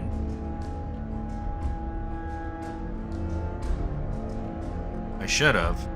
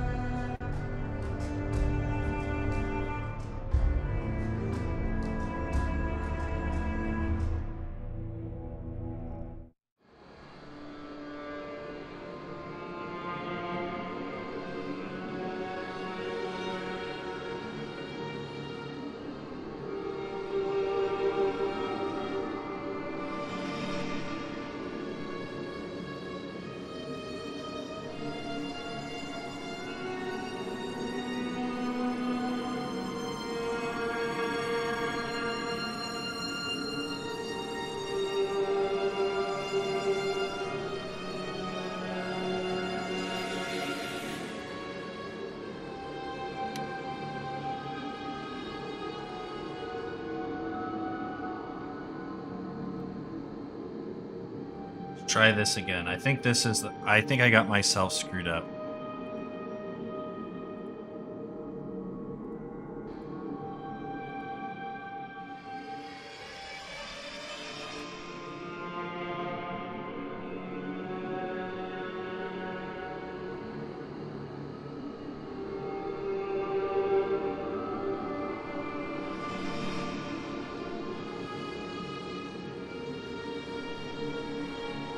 Underscore sky.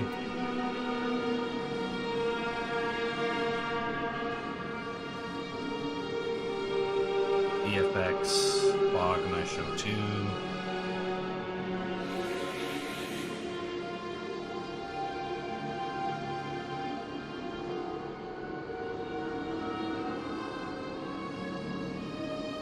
There that is. And it's a bit more like blue.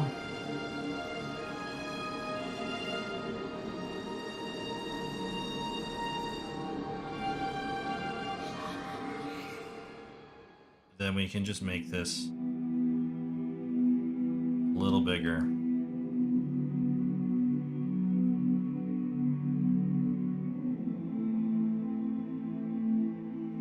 Okay.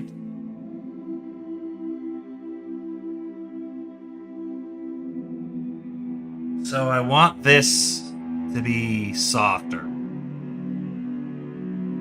So let's take a look.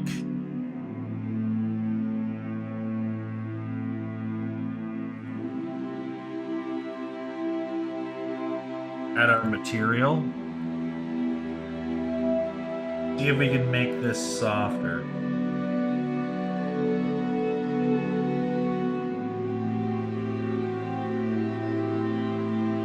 Our opacity is 1. What if we set this to 0.25?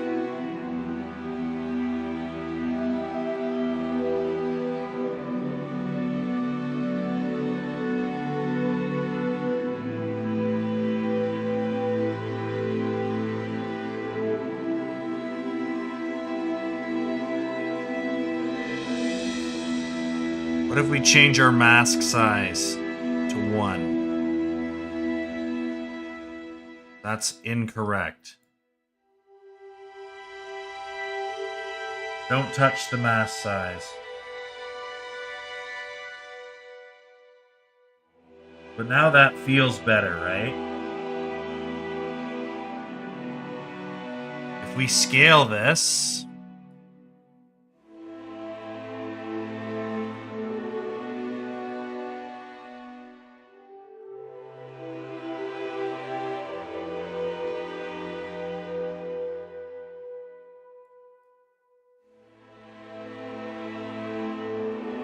Does that feel better? I think it does. I think we just need to change these speeds though. So that's 7/10. What if we made this 4/10? Maybe 2/10.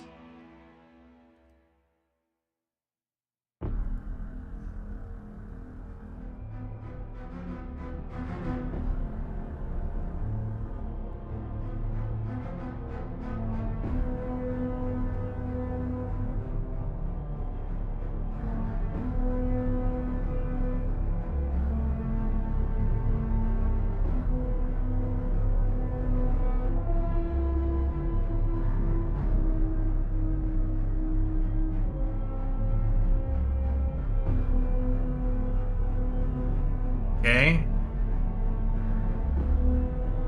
What if we make this opacity 0.05?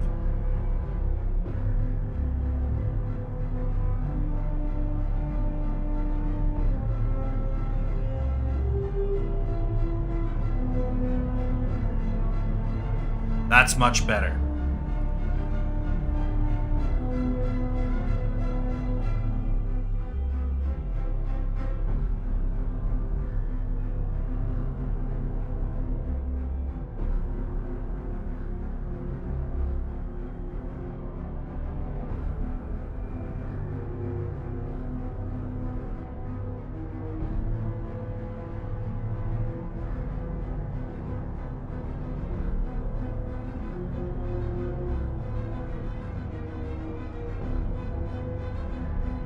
Again, I don't think scale affects the quality of the mask.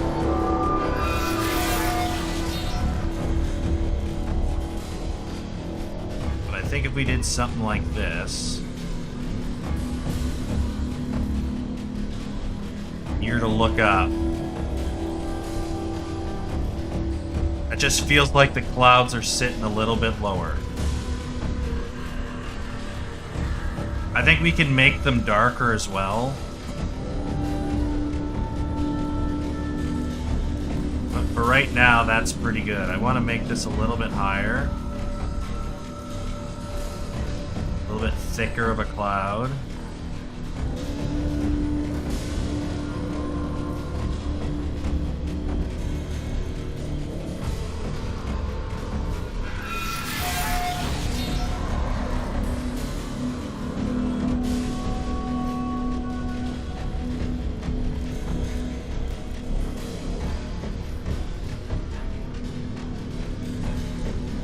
That's pretty much it.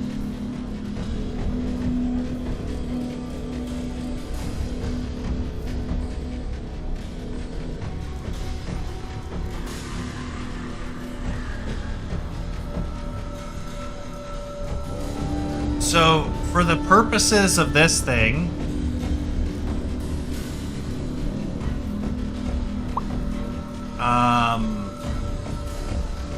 let's go into our VFX folder. And we're just gonna, I need to visualize. So what we're gonna do here is instead of running the volumetric material, we're gonna change this out.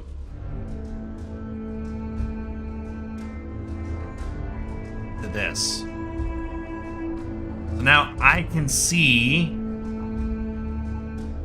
where we're putting all our shit.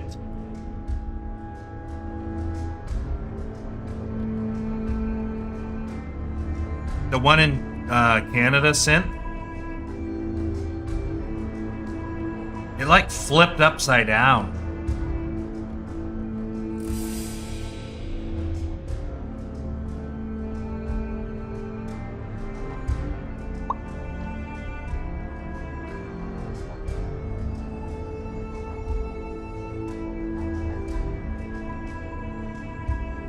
So we want one there. There. Yeah, Toronto. Yeah. I think they said it was because of the windstorm, like it blew the plane and it lost control and it flipped. But I don't know. I'm too busy being retarded on the internet.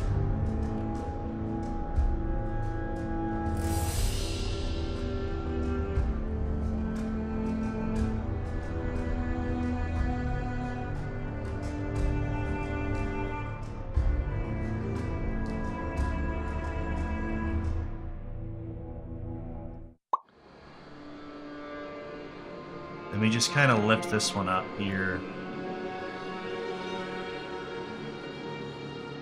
Make it grow a little bit bigger. And then we can even do this, where we kind of like ease in.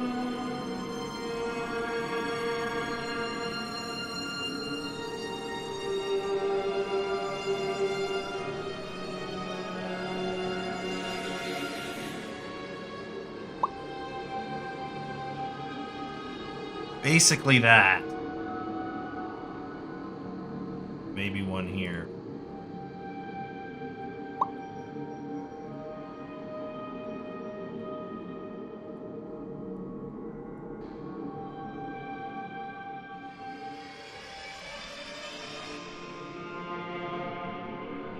There we go. Our glorious fog. We open this back up. And then we can just change this back to fog. Type in sky. There should be a fog sky here. File and save.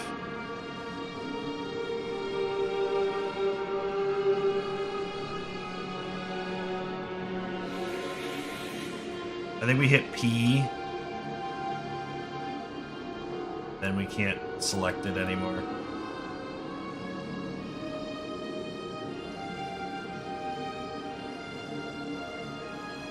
Only thing is you get these like northern lights effects.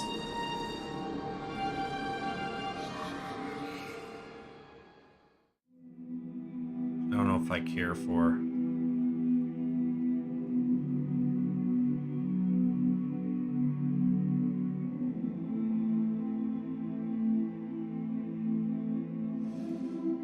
Hold on.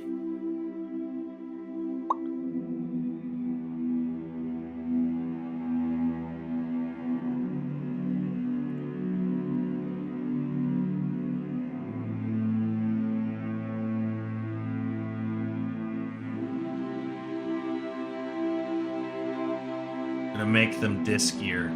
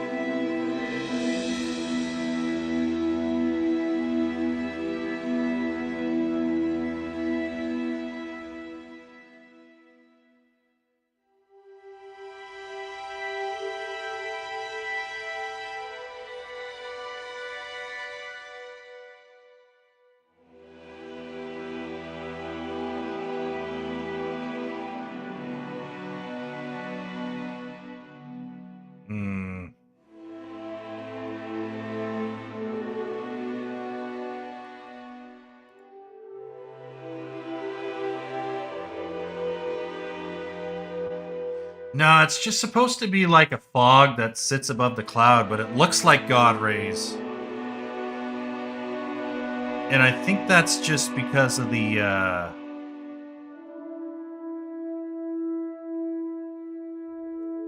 angle it's being looked at.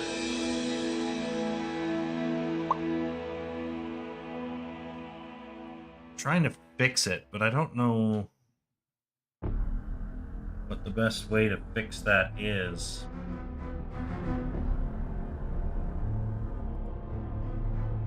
It's in the material, obviously.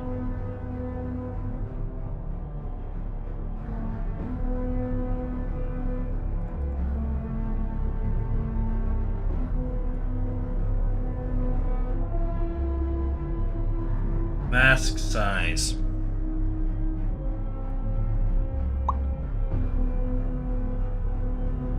I think that was it. I just had to add another 0.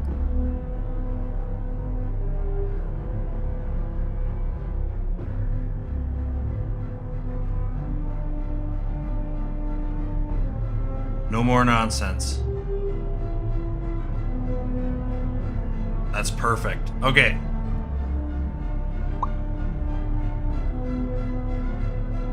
That's much better.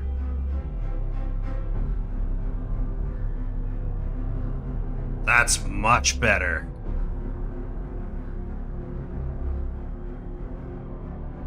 Okay, now we gotta fix the lighting again. Back and forth, back and forth, back and forth. Okay, so this thing here. What if we set this intensity to 2.5? That didn't really make a difference, did it?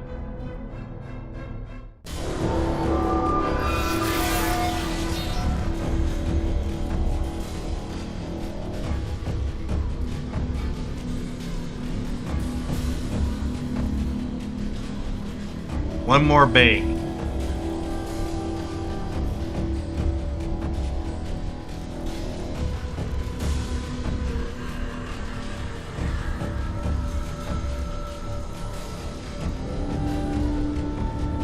I've never played that, Dita. But this is effectively a hunter's camp. There's very little civilization in this level. This is like a cursed wood area. Very little civilization.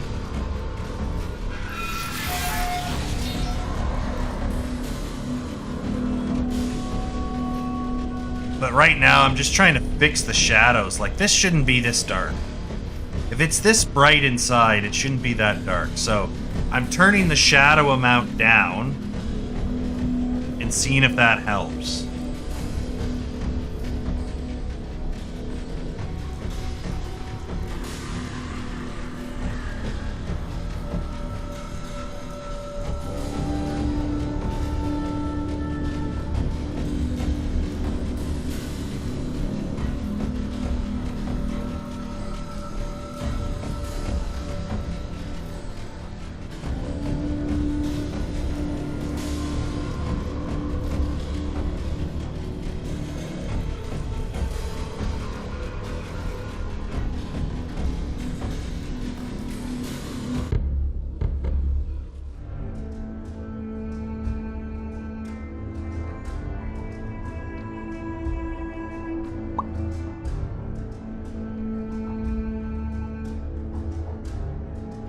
We'll see if this fixes it, because it shouldn't be that dark. But the thing looked its best when I set it to 0.2. So we're gonna set it back to 0.2 and see if that pulls it around.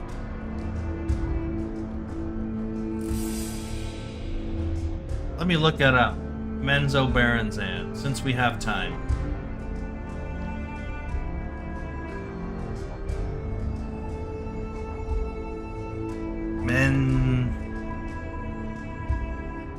So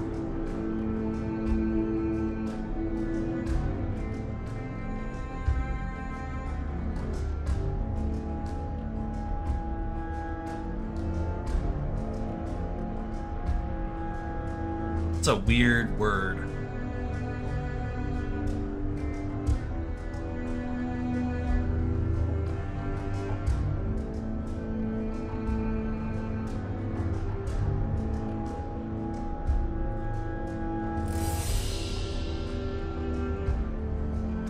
That looks kind of fun.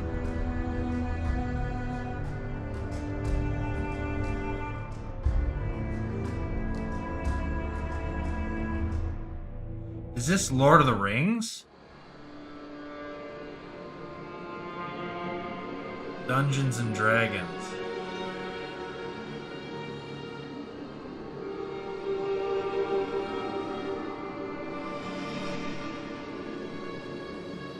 So it's tied to Dungeons and Dragons. I don't know why it has Lord of the Rings mentioned in here. But the property belongs to Dungeons and Dragons, Neverwinter. I see, I see.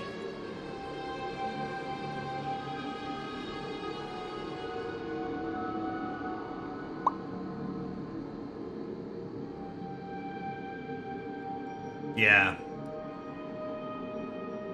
It's actually pretty interesting. Like RPGs,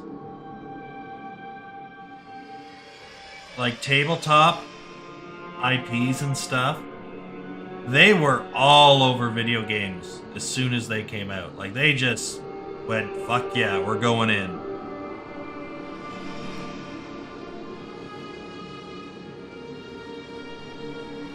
Yeah, it's on Steam.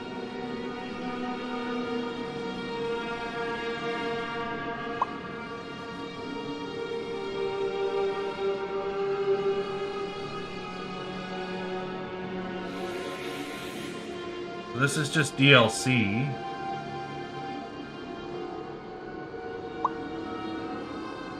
And you can get the full game here.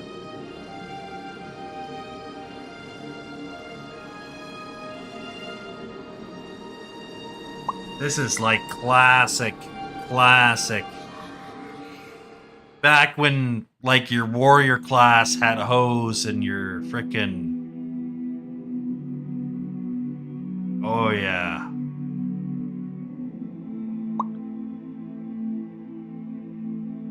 Early 3D graphics.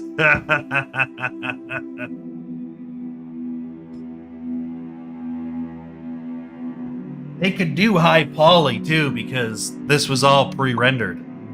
So it didn't matter if you had, like, a million polygon model, because this would be pre-rendered.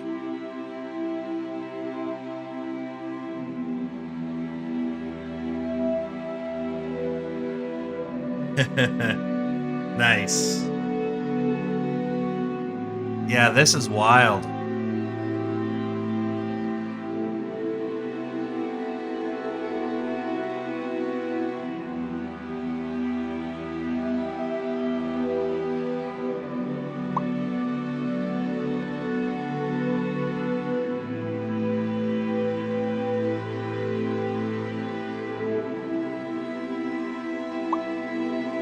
That's such a weird word. Menzoberranzan is such a weird word.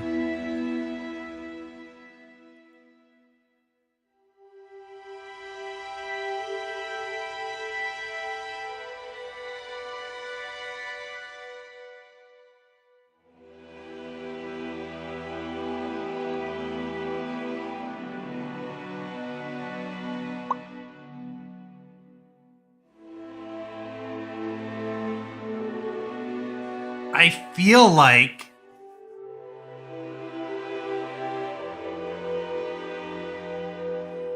if you recreated the 80s fantasy art style and you put it in a modern game,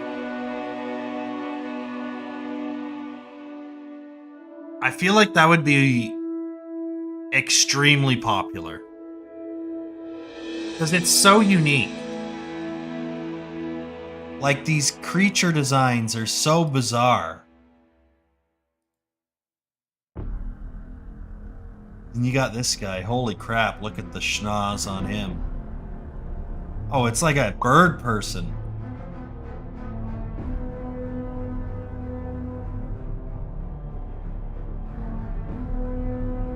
I don't even know what that thing is.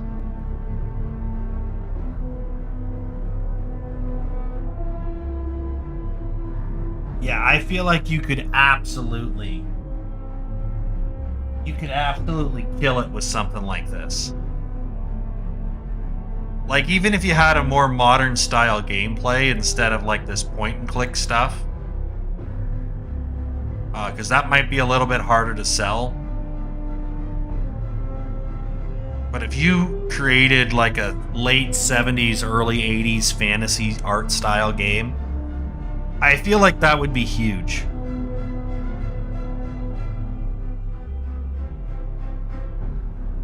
I think a lot of people would get excited about it. Something like the 70s Lord of the Rings films, if you remember those. Give it a sec to kick in.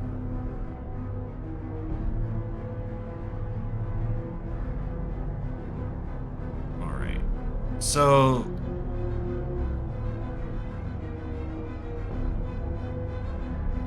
I don't hate how this looks. To some extent. We're getting some weird, like... bounces in the shadows. Okay, so this isn't the right way to do this. Let's change this to 0.75.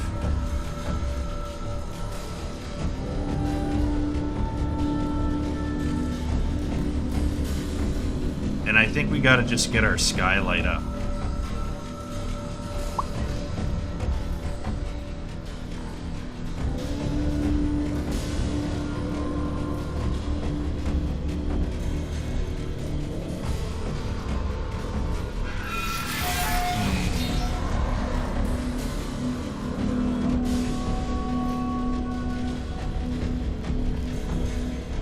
Our skylight's pretty high right now. That pretty much erases all the shadows. We don't necessarily want to do. Except for in there, it's still very dark.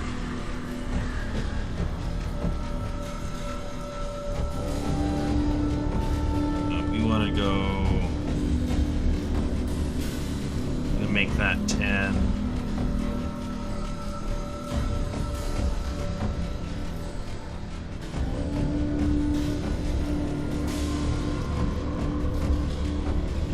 I can make that number whatever I want. I'm gonna set that to 1. And I'm gonna make this thing like 15. There we go. That's what I'm looking for. Maybe not 15, but I think that's what we wanted.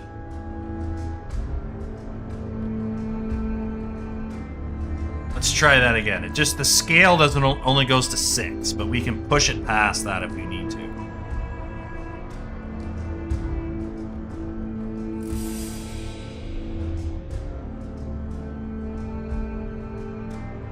Time period, that was the golden era.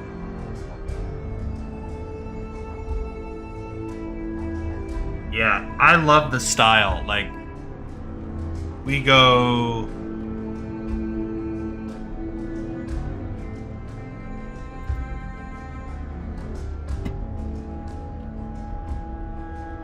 right here. Like, look at the line quality. Like, this looks creepy as shit, but like... look at this.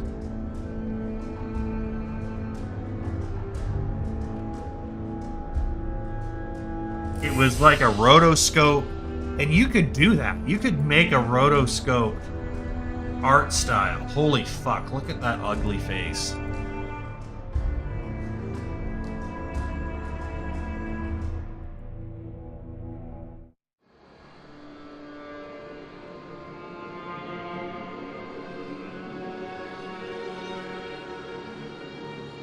But look at those bare legs and boots.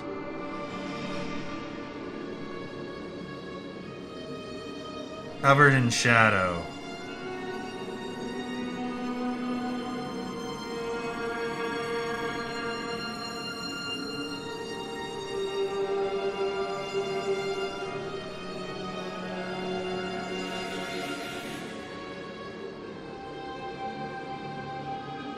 He was one ugly motherfucker.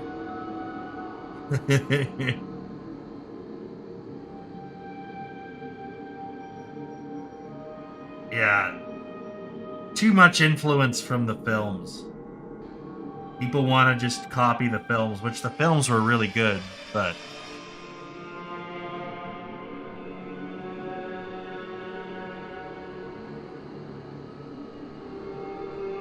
sometimes it's better to not.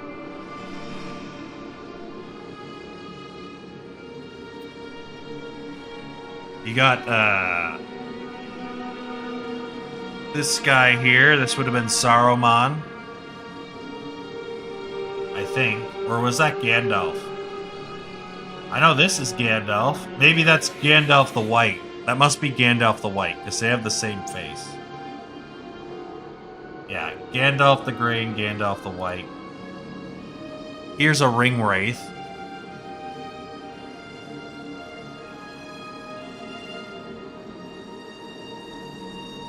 Which the ring wraith is probably one of my favorite character designs in the film.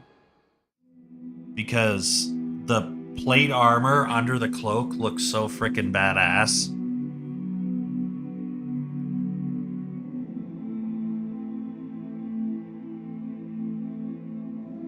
Honestly, maybe that's something I'll mod in Kingdom Come Deliverance, because I can get an overcoat. Maybe I do a ring wraith style Waffenrock so that you can look like a ring wraith in the game, since they already have a hood option.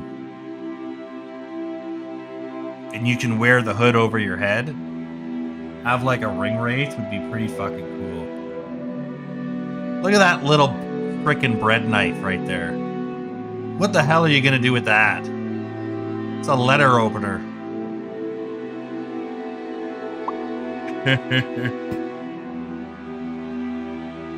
Yeah, I would do the Witch King sword for sure. Absolutely. In fact, maybe I will do that. Or maybe inspired by, just to avoid any copyright issues. Because I'd probably run into copyright problems.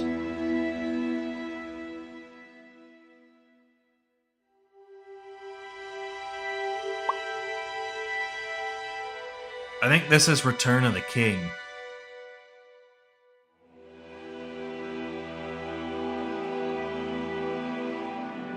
That's the frickin' Balrog. Look at him. You can tell that's just a dude that was rotoscoped, some fat guy. And then these are the orcs. No armor, like just cloth. Like this is just how this world was built. This is the old school fantasy. Like the abundance of plate armor was not really a. That was a.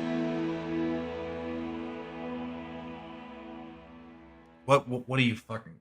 That's a Peter Jackson like reimagine. Like the orcs in this depiction were mostly clothed. They had like shitty Viking helmets. Which is kind of funny too, that they would associate them with Vikings. Because like this is supposed to be old English folklore. And the Vikings absolutely would have been considered assholes.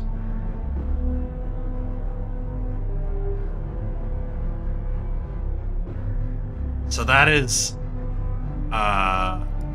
depicting the Vikings as orcs is not necessarily not his intention, but I think you see a lot of the like the dwarven runes is pretty much ripped off of Nordic symbology. So a lot of the I don't think Tolkien was necessarily anti-Nord. But it is funny that in the 70s cartoon they used Viking helmets. Quote unquote Viking helmets, because no helmet looked like that in real life. Like that's just the classic 70s trope of horned helmets. And that sword is ridiculous. That's Boromir, right? That'll be Boromir. Here's the Fellowship. You got Aragorn, Boromir, Gimli, Legolas, Gandalf, Gollum,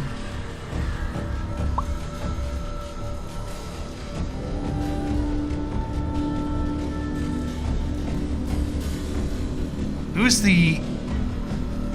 Oh, this will be Bilbo Baggins, Frodo Baggins, Samwise Gamgee, and this will be Merry and Pippin. I was gonna say, who the fuck is this guy? But he looks a little bit older, so he's probably Bilbo Baggins.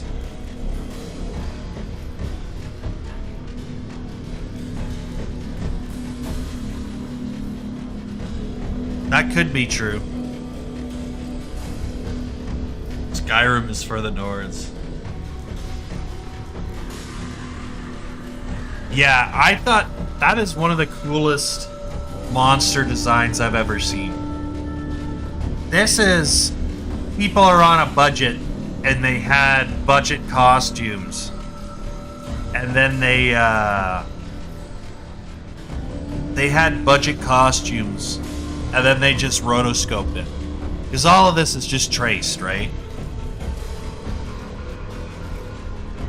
They didn't do anything too crazy.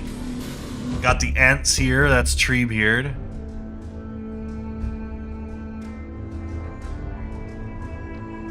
That just looks weird.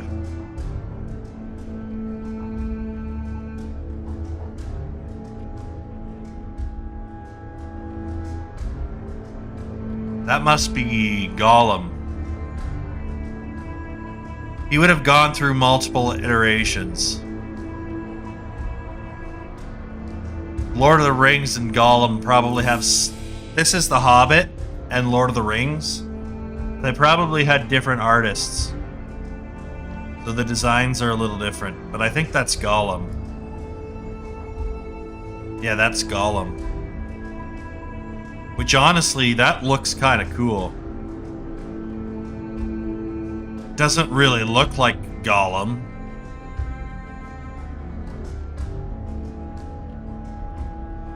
Like, I think that one looks a little bit closer to what you would expect from a Gollum.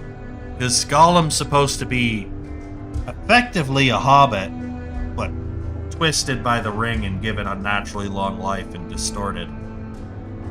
Like, he's a perverted version. Where that other guy looks like a frickin' frog. Like Pepe.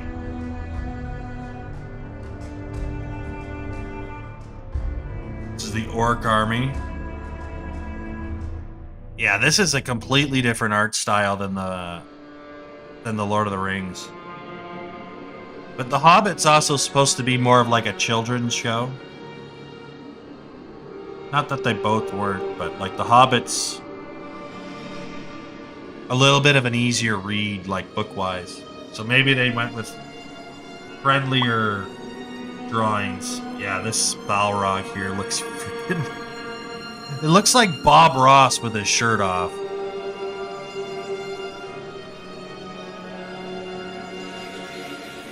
They really, like, what is this?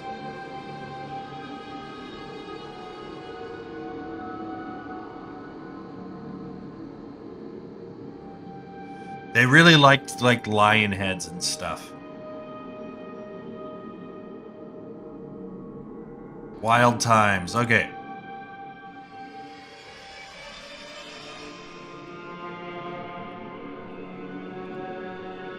Are we done here?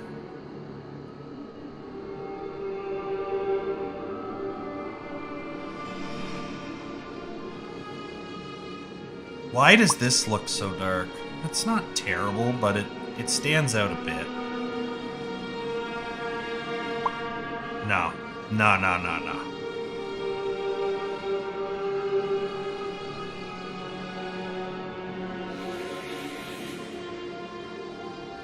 Yeah, I don't know what the deal is with the lighting in this game. This engine is just... It's busting my balls, is what it's doing.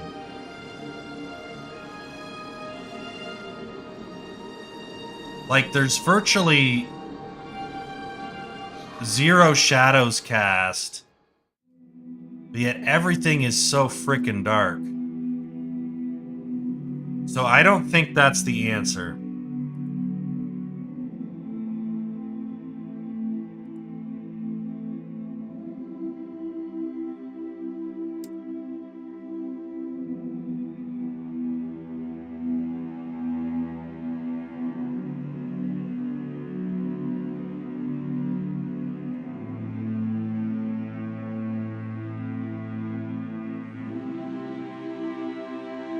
Let's set that back to default.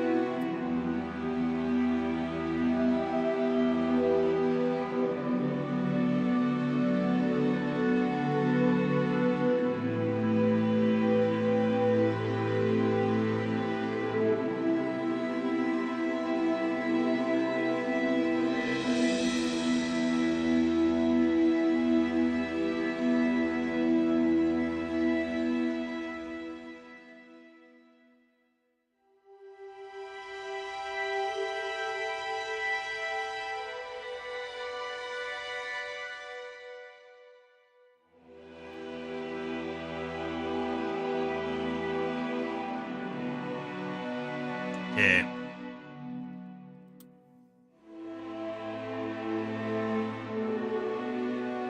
One more time, guys. Sorry about this. It's just... light testing is a pain in the dick. That's all I can say about it. I thought we were very close to fixing it, and then we just didn't fix it. It just went, oh, we're going back. We're going back to super black shadows for no fucking reason. Alright. Alright. We'll see.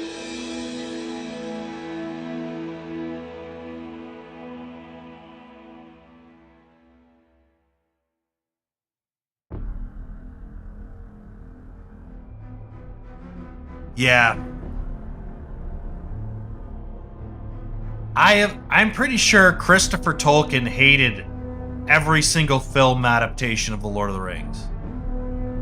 I'm sure he would have absolutely loathed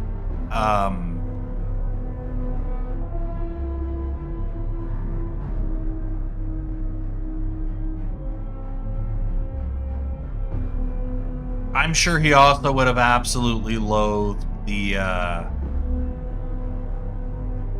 not the books, the video game too, like the Shadow of Mordor stuff. Like, they just completely shit on the lore of Lord of the Rings.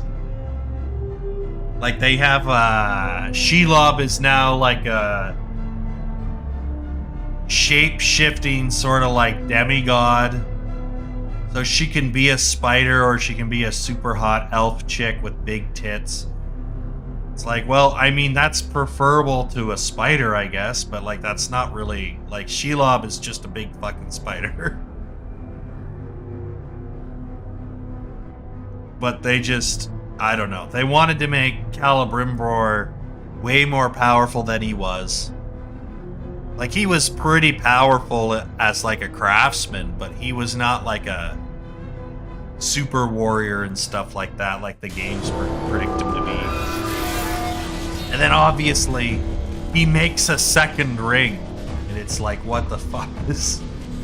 Now it forges, I guess, together, and it kind of explains why he becomes an eye in the tower, but the eye in the tower thing is Peter Jackson's interpretation. There is, in the books, I'm pretty sure the tower is not a giant eyeball that literally looks over his entire land. I think that was Peter Jackson kind of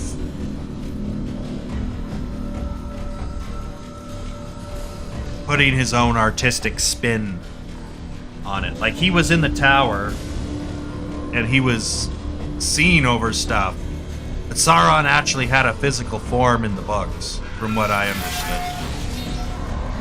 And he was just... he was pretty weak, because he didn't have the ring. But the, he wasn't literally trapped at the top of the tower as a giant eyeball.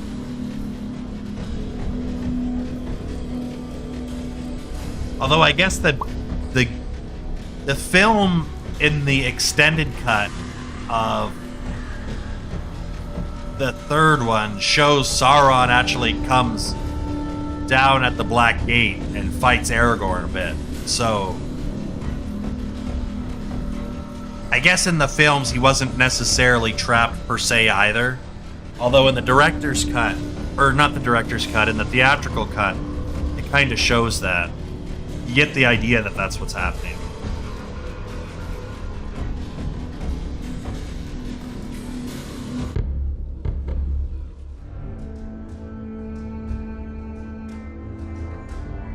She has a big orb, though, yeah.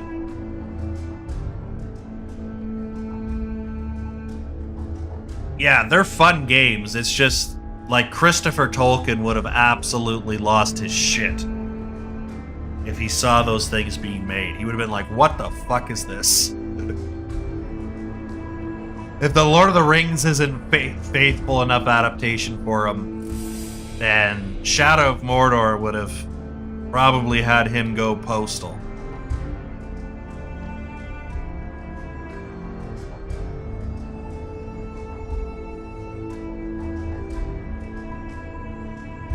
Alright, one more attempt here.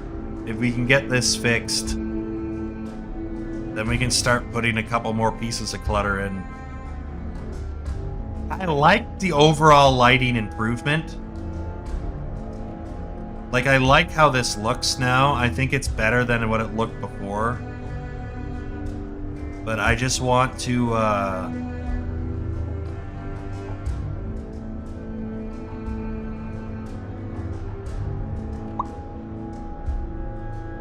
I just want to get the shadows working better. You know? We was rangs and shit. Yeah, exactly.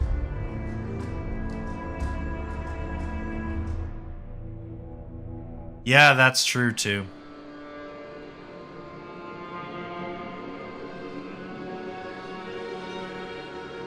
The one thing that I don't understand, and this is the same with like Baldur's Gate or any other fantasy, you have different races of people, like dwarves, elves, men, or whatever.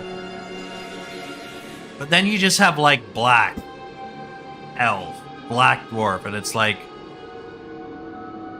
could be like mixed race, which would be fine, but they just kind of, they almost insinuate that black isn't even a race anymore, which is just weird. Like, you can just make a black race of people. Like, Elder Scrolls figured it out. They're like, here's red guards. Red guards are black. Bretons are white people. Imperials are Italians, Mediterranean people. And then you also have elves, dark elves, high elves, wood elves, orcs, Khajiit, Argonian. You want to do like a race mixing thing, that's fine, because they're technically all the same species somehow in the fantasy setting, but it's just weird that it's like, oh, you can pick your race of orc, and then it's like, and you can completely change to like a black orc or a black elf or whatever, and it's just like, well, why don't you just do like a mixed race and have a, because like, people don't just develop frickin' melanin for no reason. Like, it's evolutionary pressures and stuff that created that race of people to look like that. Like, why the hell wouldn't you, like, if you're gonna have elves and stuff, just make another race of black people. I don't know why it's like a weird insinuation that like sub-Saharan Africans aren't really a race. Or they'll be like Asian. You can get like an Asian white person. And it's like, well, why don't you just make an Asian race of people? Like, you know what race is, right? That if it's almost like it's species instead of race. But yet they all still bang each other, so I don't know. Hey, Frosty.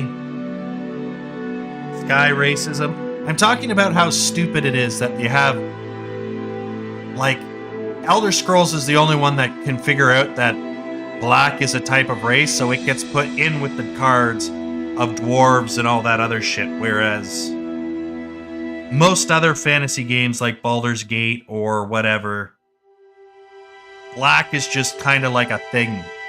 That's not really even a race. Just like you can be a man and then it just encompasses every single race of people that we know is just tucked into one race, which is called man, which doesn't make sense.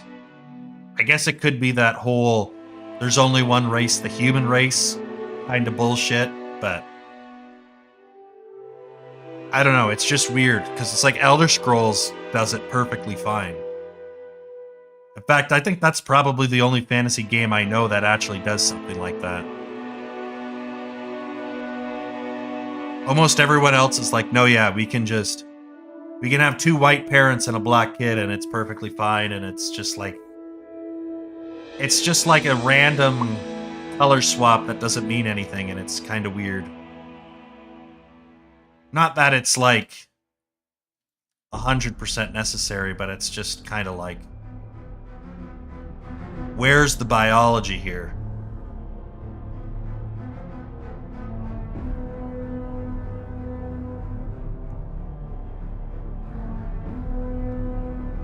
I don't know how I went on that tangent. Something about Lord of the Rings.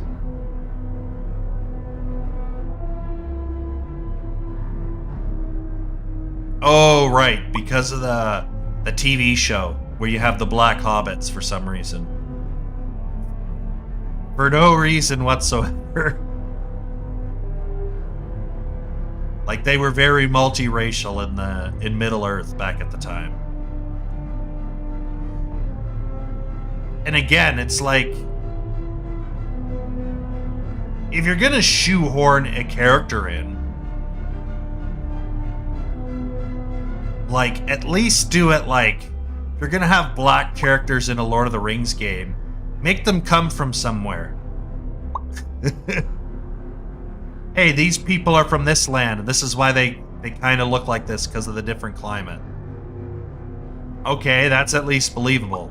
Like, oh, there's a bunch of Asian and black hobbits in Middle-earth. For no reason. It's just how it is.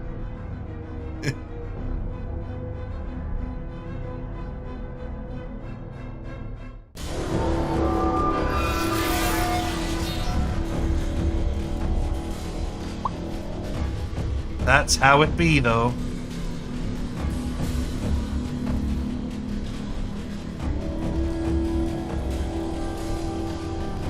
We was hobbits, exactly.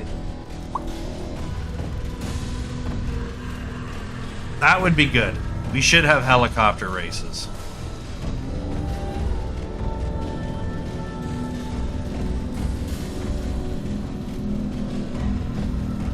Yeah, well, you could easily make them black. Like, it doesn't matter to me. If you wanted to make, but, like, make them come from somewhere. Like, make it believable. It's just really weird when it's just like, there's multiple jumps and gymnastics that I have to do in order to make this make any real sense in my head of why this exists the way it does. We're getting better, guys. I think it's getting better. It's so fucking dark.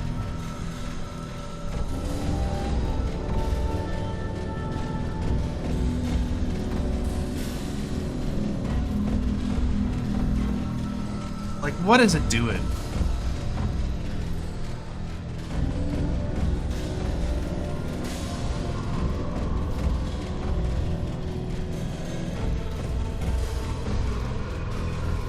Like, this should not be this dark.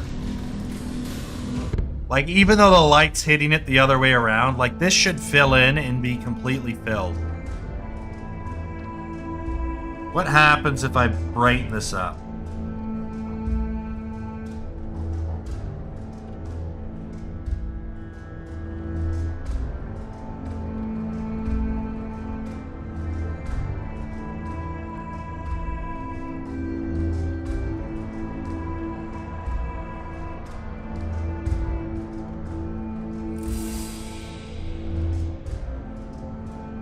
Okay, let's try one more.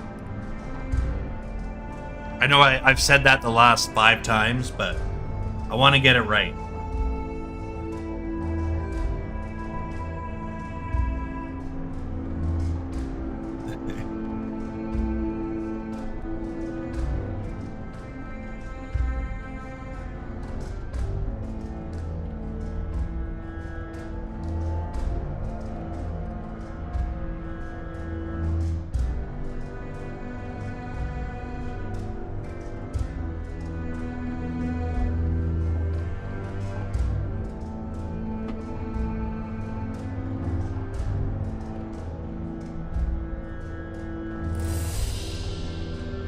Like, at least, like, with Kingdom Come Deliverance, with Musa,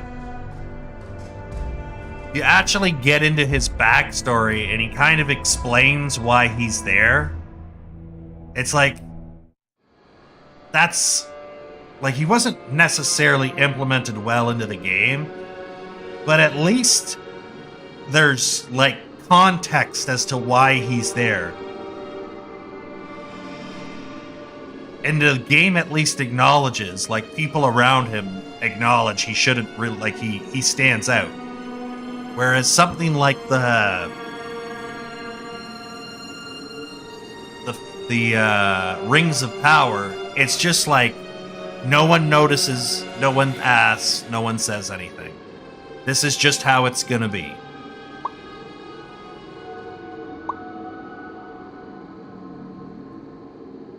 So, oh, that's stretching from his neck vertice, so that's why you got a little hole there, but it'll be fine. It'll be fine.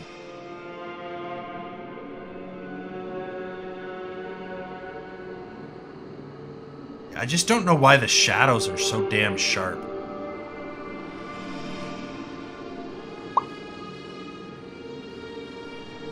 Hold on a sec.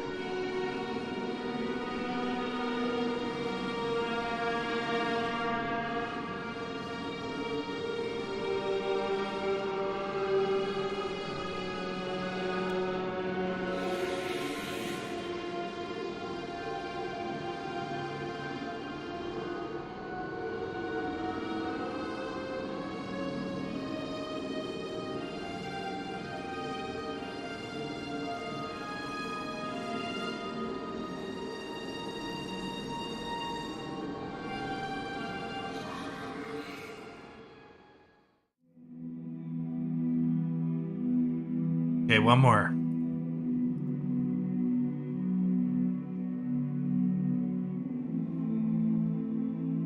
Lighting sucks. Because lighting requires you to bake it and keep fucking around with it until you get it right. And it's just a lot of downtime.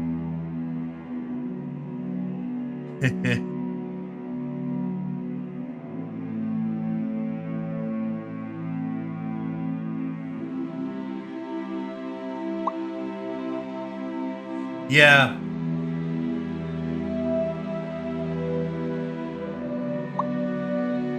I think it's reasonable for Henry to want to care about Samuel.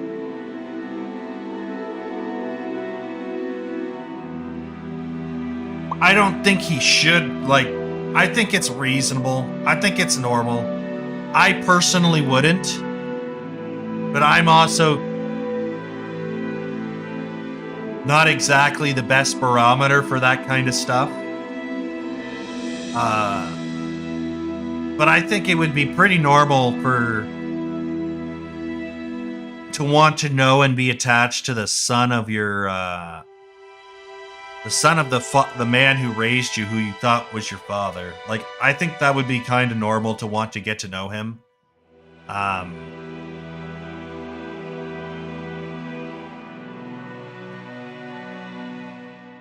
I don't think that's, like, weird, per se. But, I just thought it was funny that when you leave that place, where they're all getting drunk, and Henry goes and saves the day at the last minute with the waiter's outfit on, and Sigismund orders to burn down the Jewish quarter. It's like they just go, "Oh no, the Christians are attacking us," and it's like, well, no, Sigismund is attacking you because he found out you're conspiring to overthrow him. But you're trying to blame this on, like, some Christian thing and anti-Semitism, and I'm like, you know what, though? That's kind of realistic. I give him a pass, because I feel like that's how they would behave. Oh no, we're caught plotting and undermining the king. Quick, accuse everyone of anti-Semitism.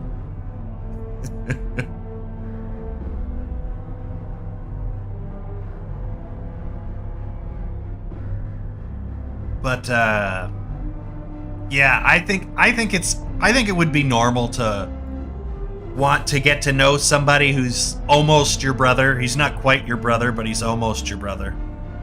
I don't think that's unrealistic.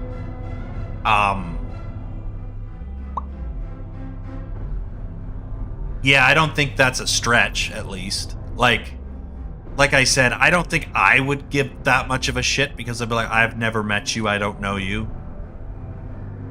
So I wouldn't really care that much personally, but I'm also a little bit more antisocial than your average person, so. The rules of projecting my sort of belief system or consciousness onto other people doesn't really work in this application. Blame Jesus, yeah, exactly, Sid.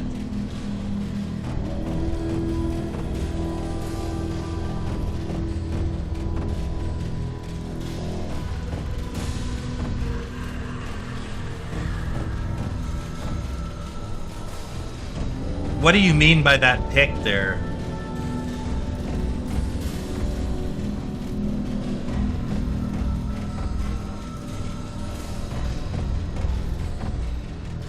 I don't remember that. Because we did the Italian job, and Samuel... I don't even know if he was part of that mission. I think he was.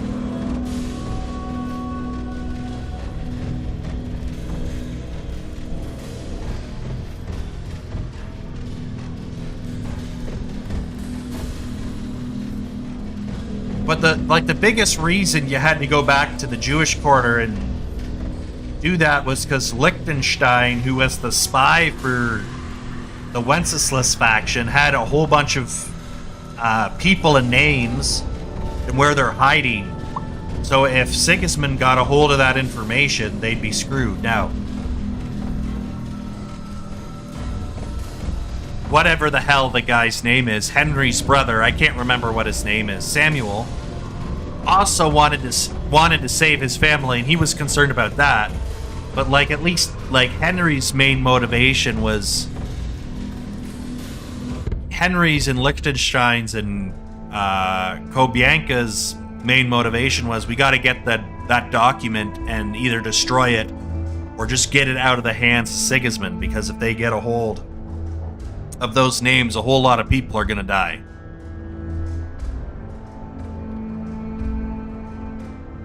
So there were other motivations there. The biggest motivation issue I have, and I think they could have fixed it with a couple lines of writing, would have been the Musa trial. And what they could have just done is have the captain, Captain Bernard, I think it was Bernard, yeah, it was Bernard's voice actor. Captain Bernard say, hey, look, we need you to stay back as we transport the cannon. We need you to keep guard of certain things, or whatever. Just some sort of task, because he's still green. Henry was only joined the faction like 3 days ago, so you can just say, look, you're still a new guy. This is a delicate mission, and we need you to hang back and take care of some stuff over here. you get bitch work because you're the newest bitch. Basically. And then you have the Musa thing, and then you have the captain go, look, if you can get Musa out of this mess, I will swap you in for somebody else because you did me a favor. And then Henry now has a motive. The original one, it's like, the trial happens in 2 days. We don't leave until the trial happens. There's no reason I give a shit about the outcome of the trial. So they needed to add a couple more lines of dialogue, in my opinion, in order to sell that trial. But I did like, with that trial quest, I will say I did like the fact that I picked the person who wasn't the assassin, and the assassin actually helps me fight the rest of the convoy during the ambush scene. So I think that was really cool that you could actually save him there. But I think the biggest problem with that quest is Henry had no real motivation to do that. And it was literally like, that was like the only quest that I think was particularly badly written. Like, most of the other quests were pretty well done. That one was just kind of like, that one was rough. I see.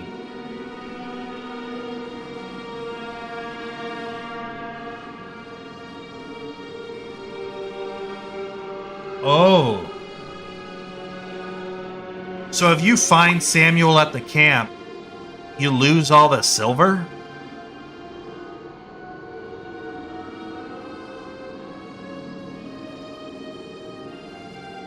That seems like a weird thing.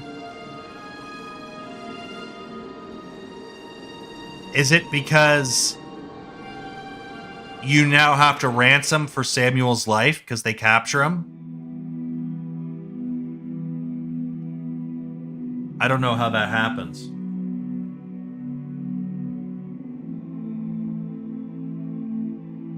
Because I wouldn't ransom him. Absolutely not.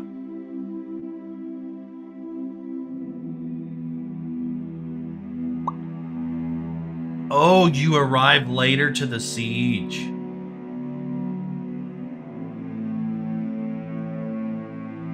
And so they successfully seize all the gold. Or seize all the silver.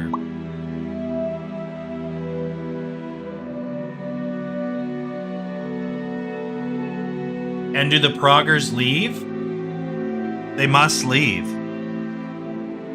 Or most of them must leave before you even get there. Well, then that's an easy choice. Fuck Samuel. Maybe you can convince him to stay in the ramparts. He's gonna be retarded and get captured anyway. Fuck him, he's a liability. We're at 99%. I'm curious what other choices, like I'm curious how I did the Tomboy, I did the Miller quest last night. So you can do the blacksmith or the miller, and then you can do the other one after. So you don't have to do one or the other. You can do both. And the Miller quest line is pretty fun. So I'm curious how that stuff all plays out.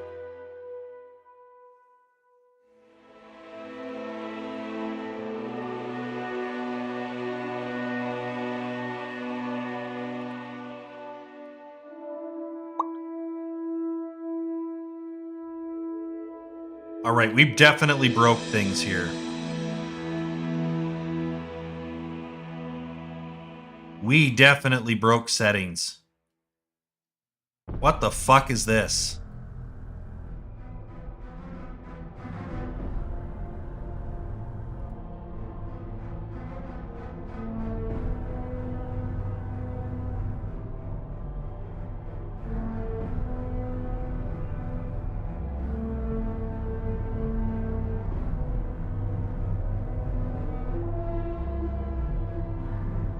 Like, everything is like...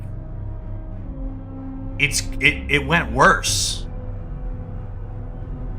Like, we broke shit here.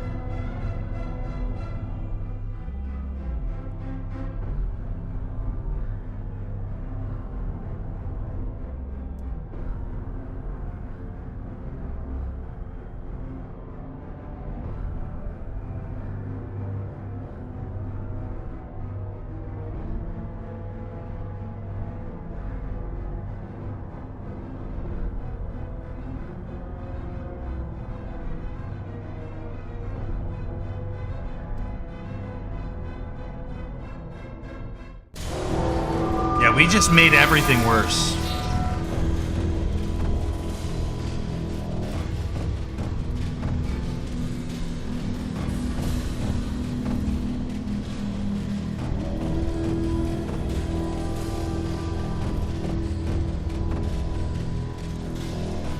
Huh.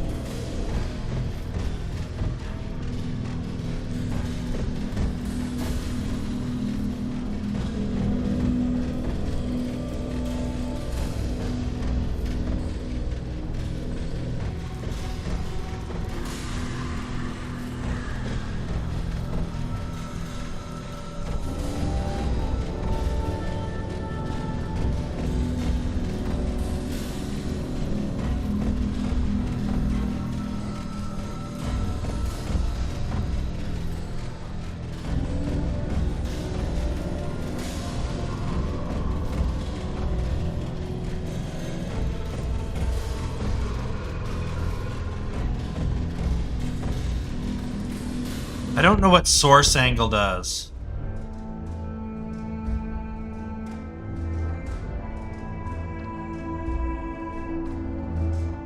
What is source angle? I don't understand what that definition is.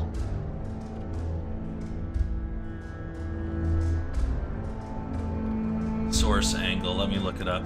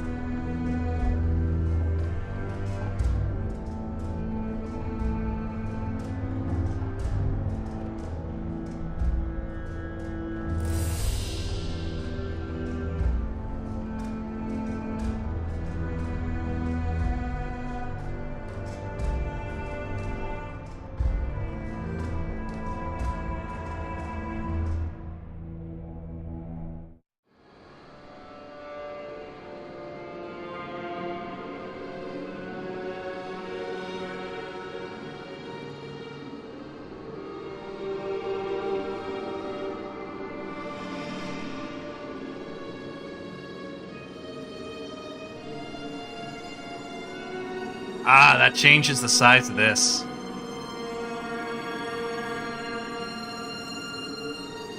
That looks like a sun.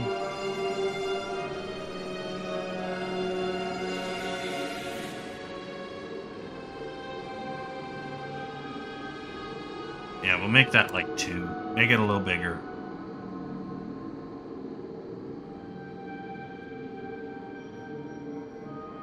Soft source angle makes this super soft shadows.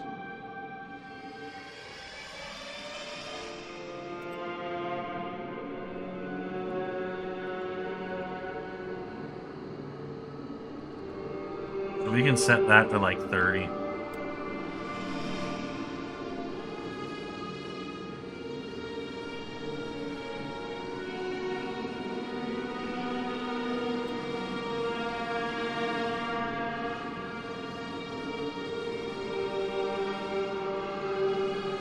Let's try this and see what happens. Crank the numbers way up. See what we break.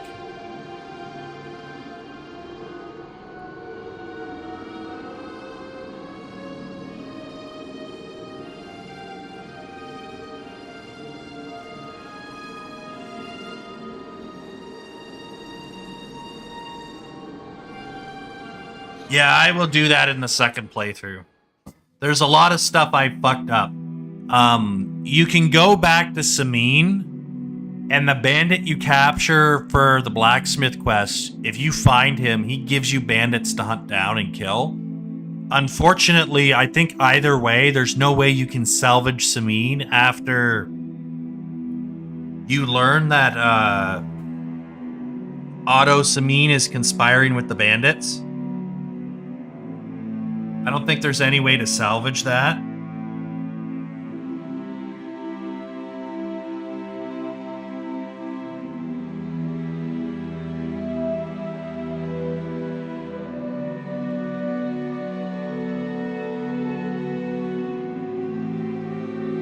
So we'll have to see. But yeah,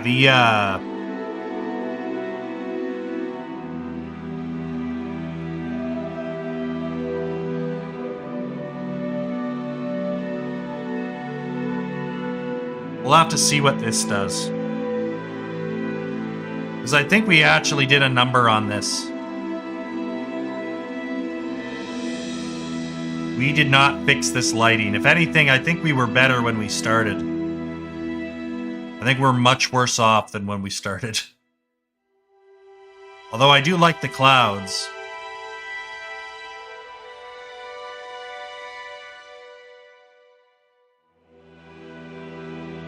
We'll have to see what we can do to fix this.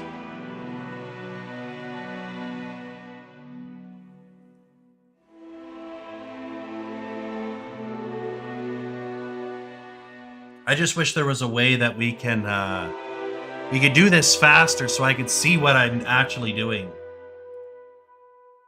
Because the bake changes a lot of things.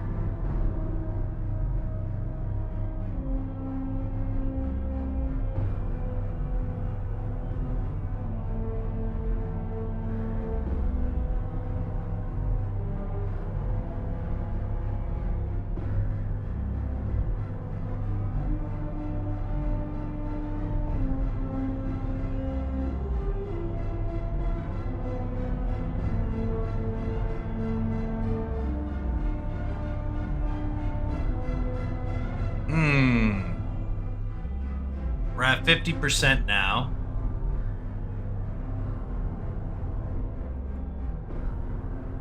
We'll see if we can figure this out.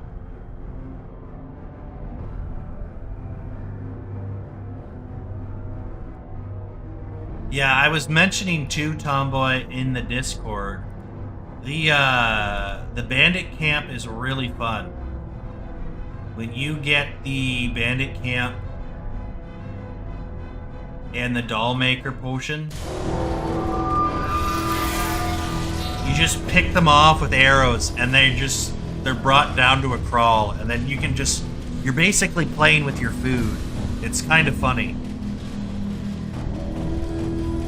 Maybe a little sadistic, maybe a little evil, but it's pretty funny. I wonder if they patched the game more.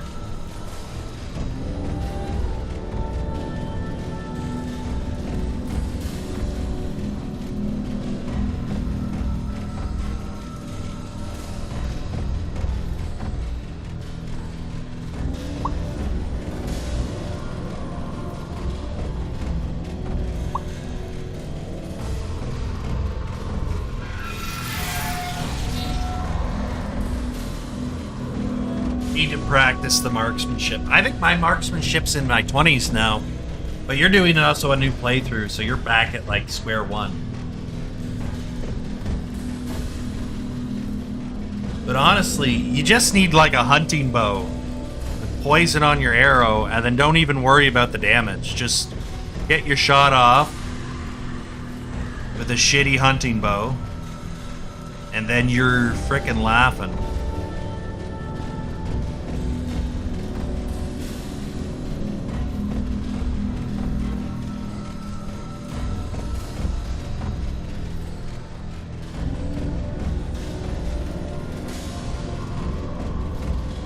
I also don't care for how high the requirements are for a longsword. So at the beginning of the game, you're forced to use a one-handed sword in order to get the stat requirements for a longsword to use it properly.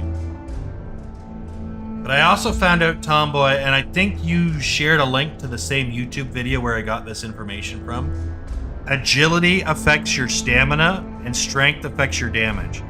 So if your agility level is way under the requirement of the weapon, you will get a huge stamina punish every time you swing that weapon. Whereas if your strength level is lower, you get a damage punish. And then the inverse is true as well. So if your strength is much higher than the required level, you get that much more of a bonus to your damage. Or agility, that much less stamina.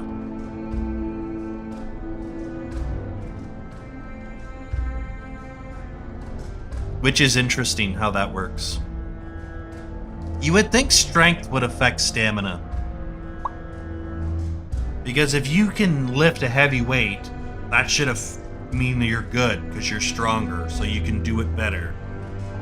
But I guess it's strength also should affect both. Agility just doesn't make sense. Cardio, I guess.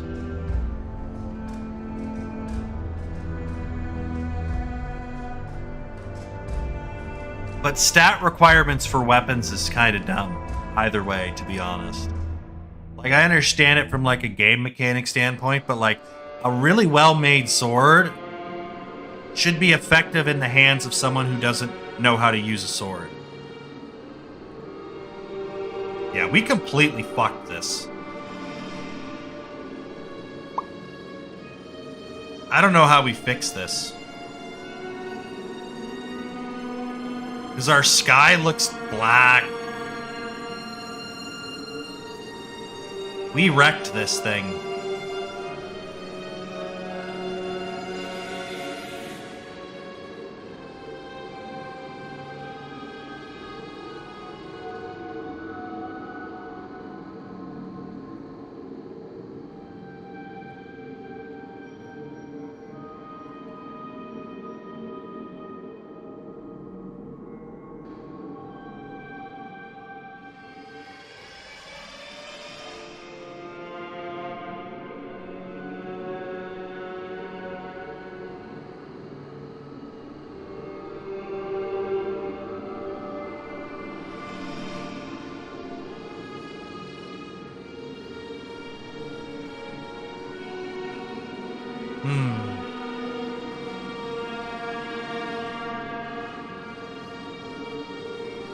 What was this before? 0.8?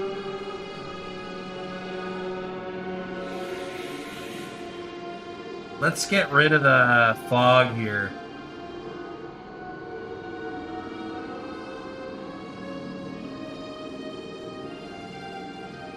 Just so that we can see what we're doing.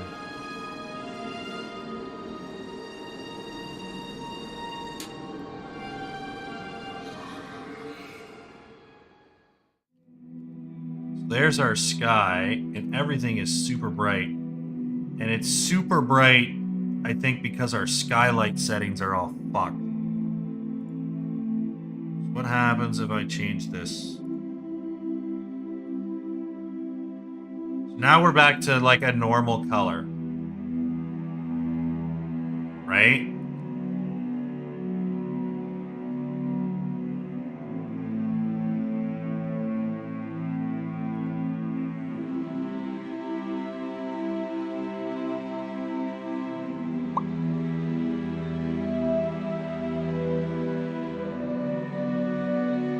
So that being really intense, before we get anywhere else, that being really intense makes the shadow sharper.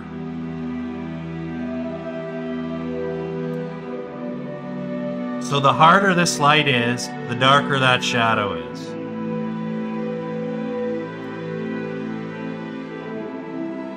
This turns everything to even.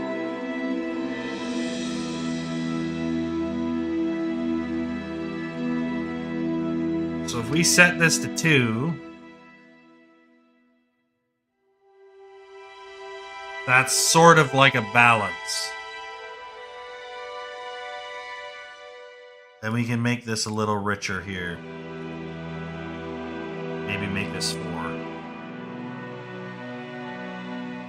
Okay. Then we have our skylight. We set our skylight to 5.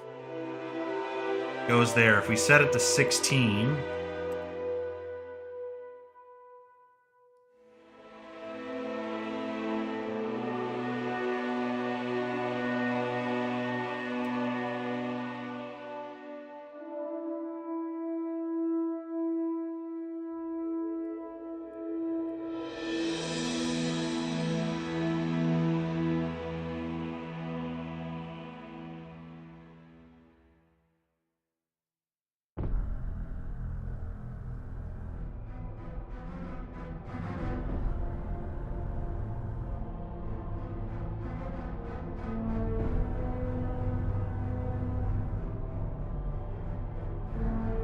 let's try this one more time.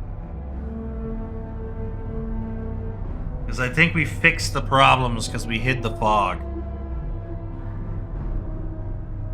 Let's see what this looks like.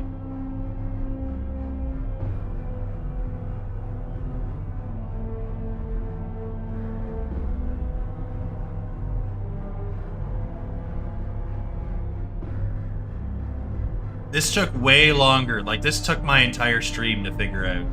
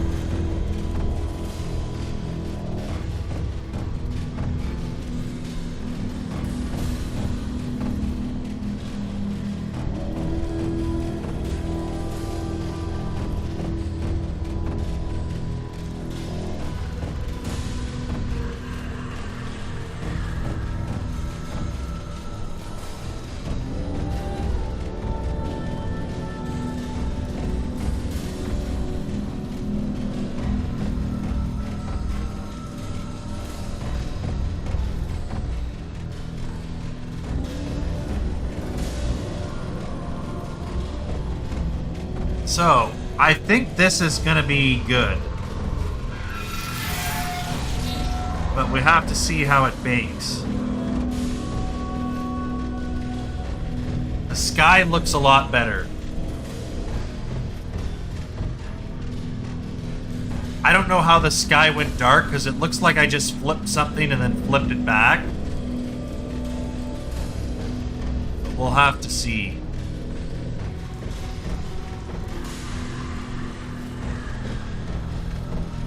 But this looks pretty good. This looks like a happy compromise. As long as the bake isn't so frickin' god-awful. But we'll have to find out. It looks a lot better than it did.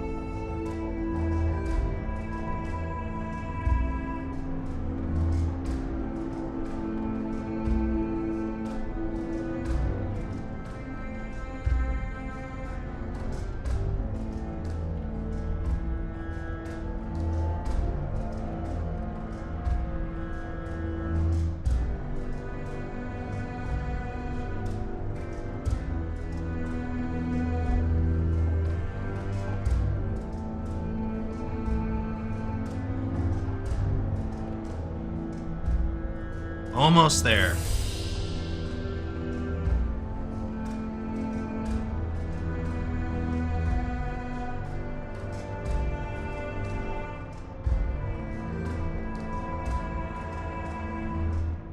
You should post that dark armor set you got. Like the Lord of the Rings armor you said? That's just a Milanese cuirass, Nuremberg gauntlets. Nuremberg gauntlets again, because they call the arm plates gauntlets sometimes. And then noble leg plate. You just go in Gutenberg and you can just buy it. Just hit the darkest variant you can find. It's not really like a special armor. Oh boy, oh boy. We'll see if this bakes. If this is halfway decent, we're gonna call it, because it's already freaking 6 o'clock. I didn't want to take this long. Hell, I wanted to put more clutter in. I mean, this is looking nice, but I wanted way more done than this.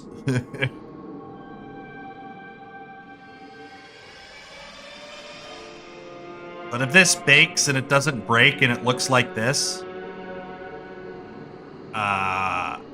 I think this is an improvement overall.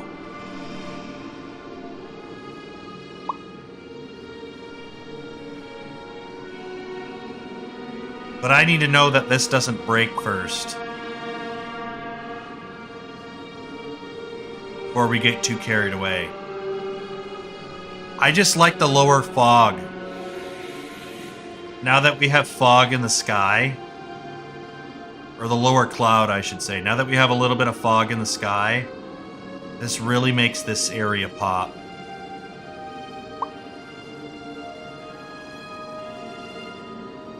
And we can probably tweak the color a little bit, as long as we don't fuck with the intensity. We can tweak the color a little bit as well. Have a good one, Synth.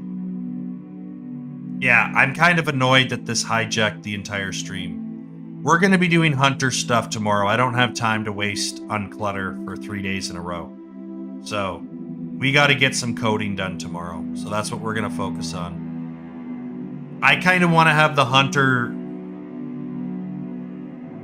playtest ready by the end of February.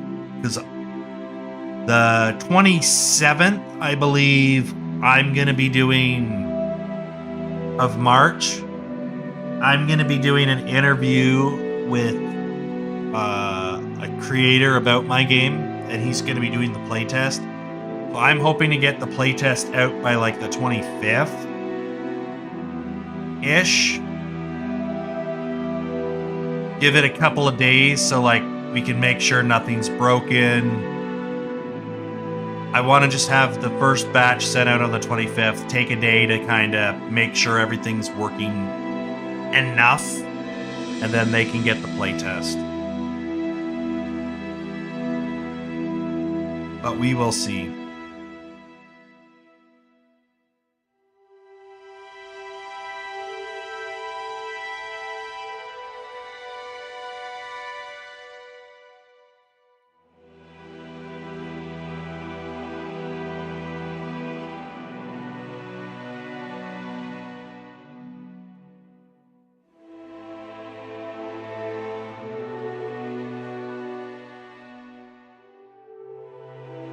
Almost there, 99%.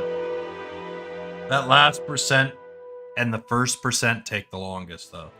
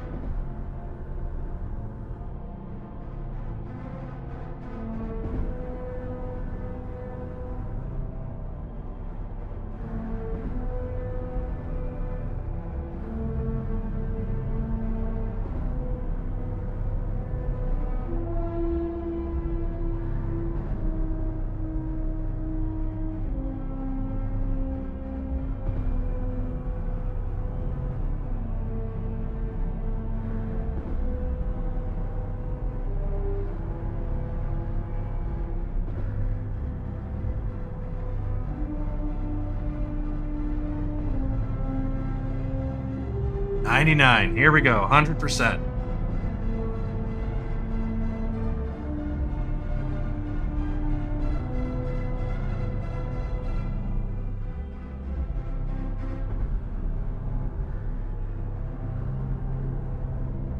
That can't be real.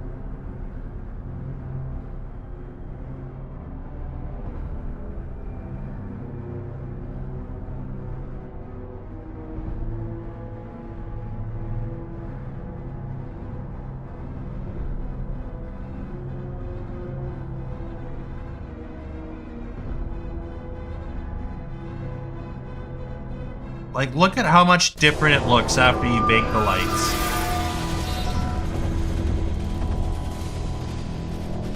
It's absolutely freaking mental.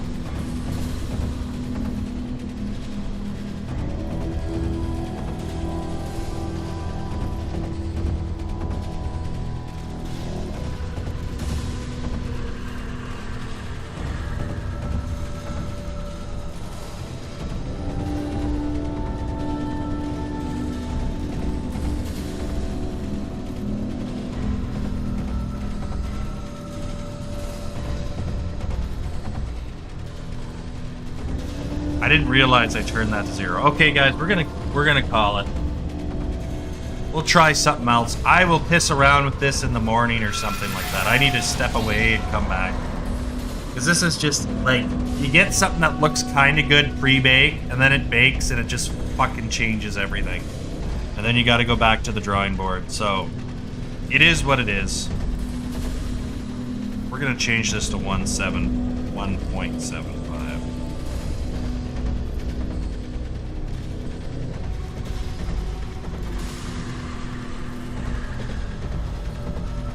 Brighter there.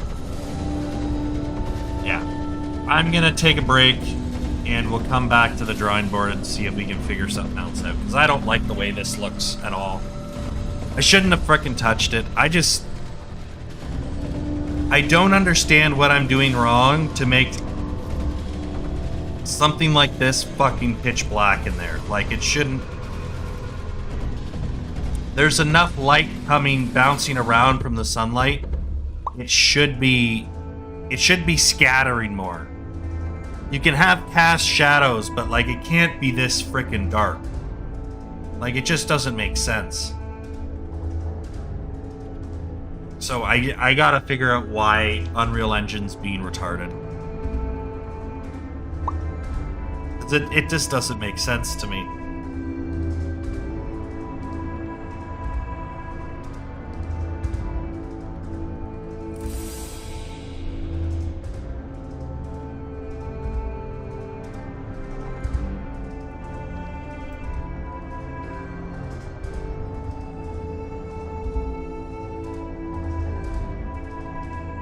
This is zero skylight.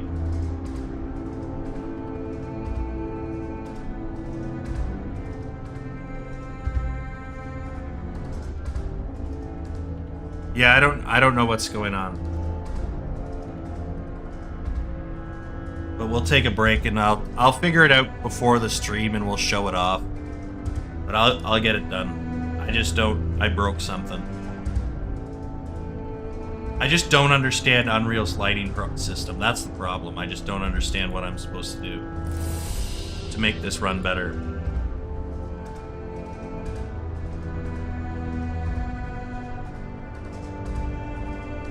Because the way they explain it in the tutorial, it doesn't translate to what I'm doing. So it is what it is. It's just annoying. See, we got Coast streaming...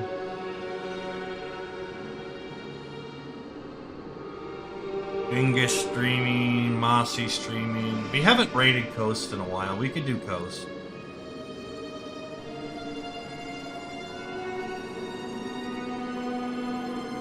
Let's go raid Coast. He's a friend. 5, 4, 3, 2, 1. Raid confirmed. Alright guys, that's it for me. See ya.